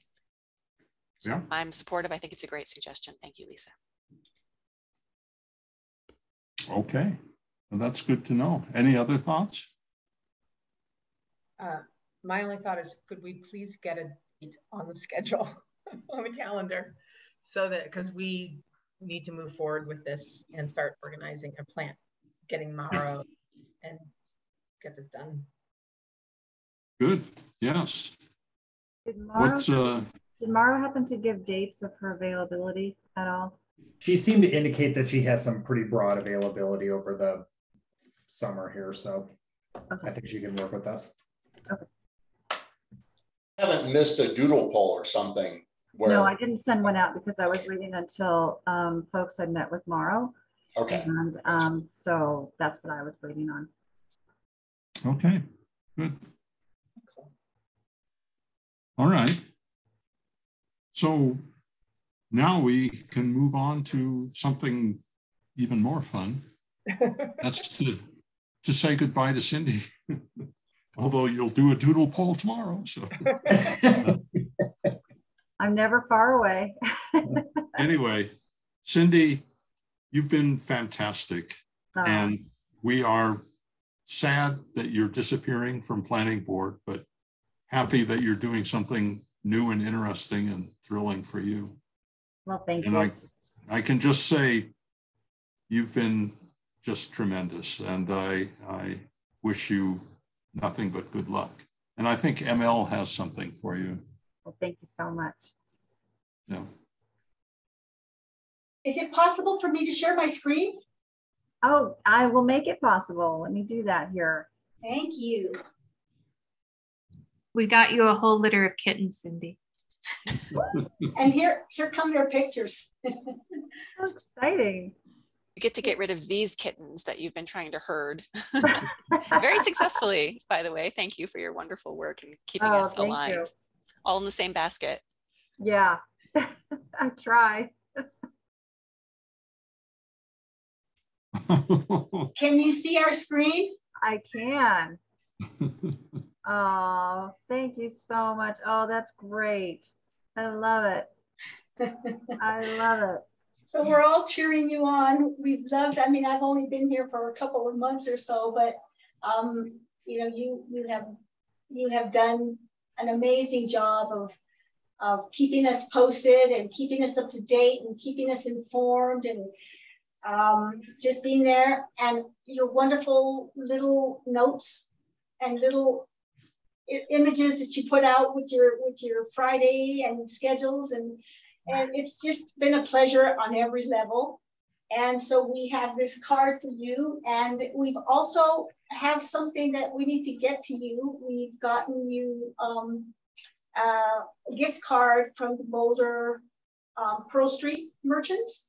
But I don't know that you ever come to your office, so. Well, that's so One last sweet. task, tell us how to get it to you.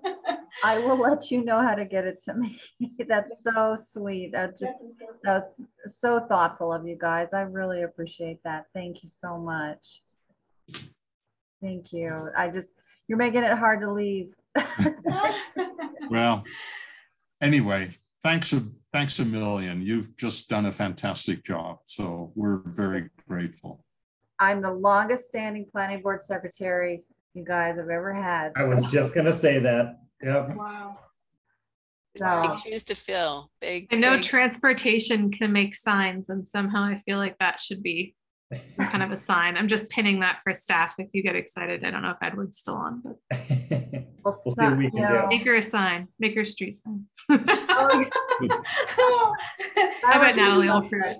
Cindy's lane. I think you have to serve 20 years before we'll make one of those. Oh, and you have to be part okay, of keep the going, Cindy. organization. Keep going. You know what though, Edward, her service to the planning board, I think equates to 20 years. It's a lot. It's true. We will Every year age on planning board anybody. is 7. Anybody. It's Yeah. like dog years. I've been on for 7 years. So what does that equate in dog years?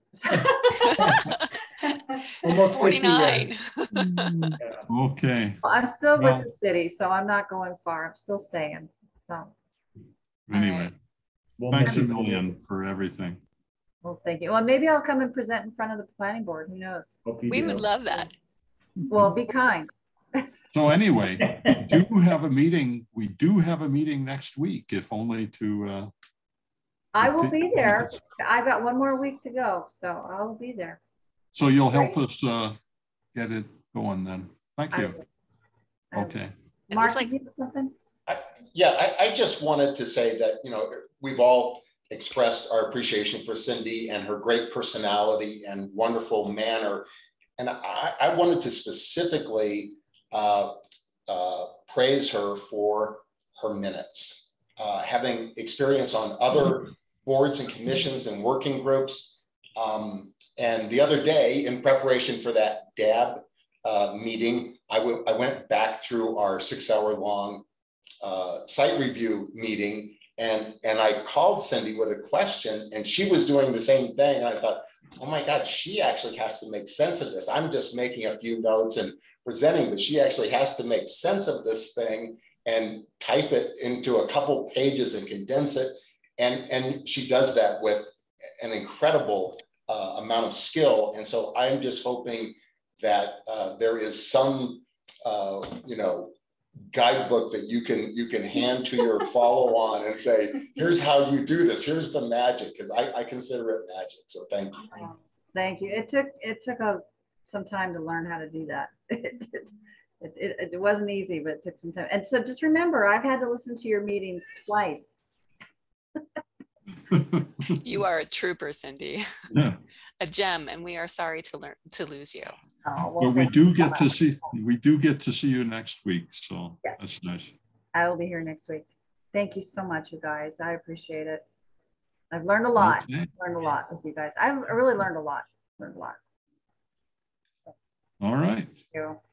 And some of it's even useful. It is. It's so useful. Any other matters that anyone wants to bring up? I keep looking at the picture I thinking think that Lisa's raising her hand. I know, isn't it great? John and Sarah have their hands up, and Lisa is seconding it. I pitched these from all over, all kinds of meetings, because it's like somebody was missing or somebody was, whatever. But great job. It's kind of a history. Well, and the picture of me looks very serious, but you can see I'm kind of looking up at Cindy, wondering, wait, how is this going to work without her? You got some young person's gonna come in and they're just gonna rock you guys, and you'll forget. I'll be a dinosaur. You'll forget all that. Well, not buying it, Cindy. Sorry, we're gonna be knocking on your door. Cindy, come back. Thank you, Cindy, and thank you, ML. Okay, I think we can move to adjournment now. Yeah. So, okay, let us hereby adjourn. Okay. Have a great night, night. everyone. Thanks, Thank everyone. you. Thanks, Bye-bye. everybody. Bye.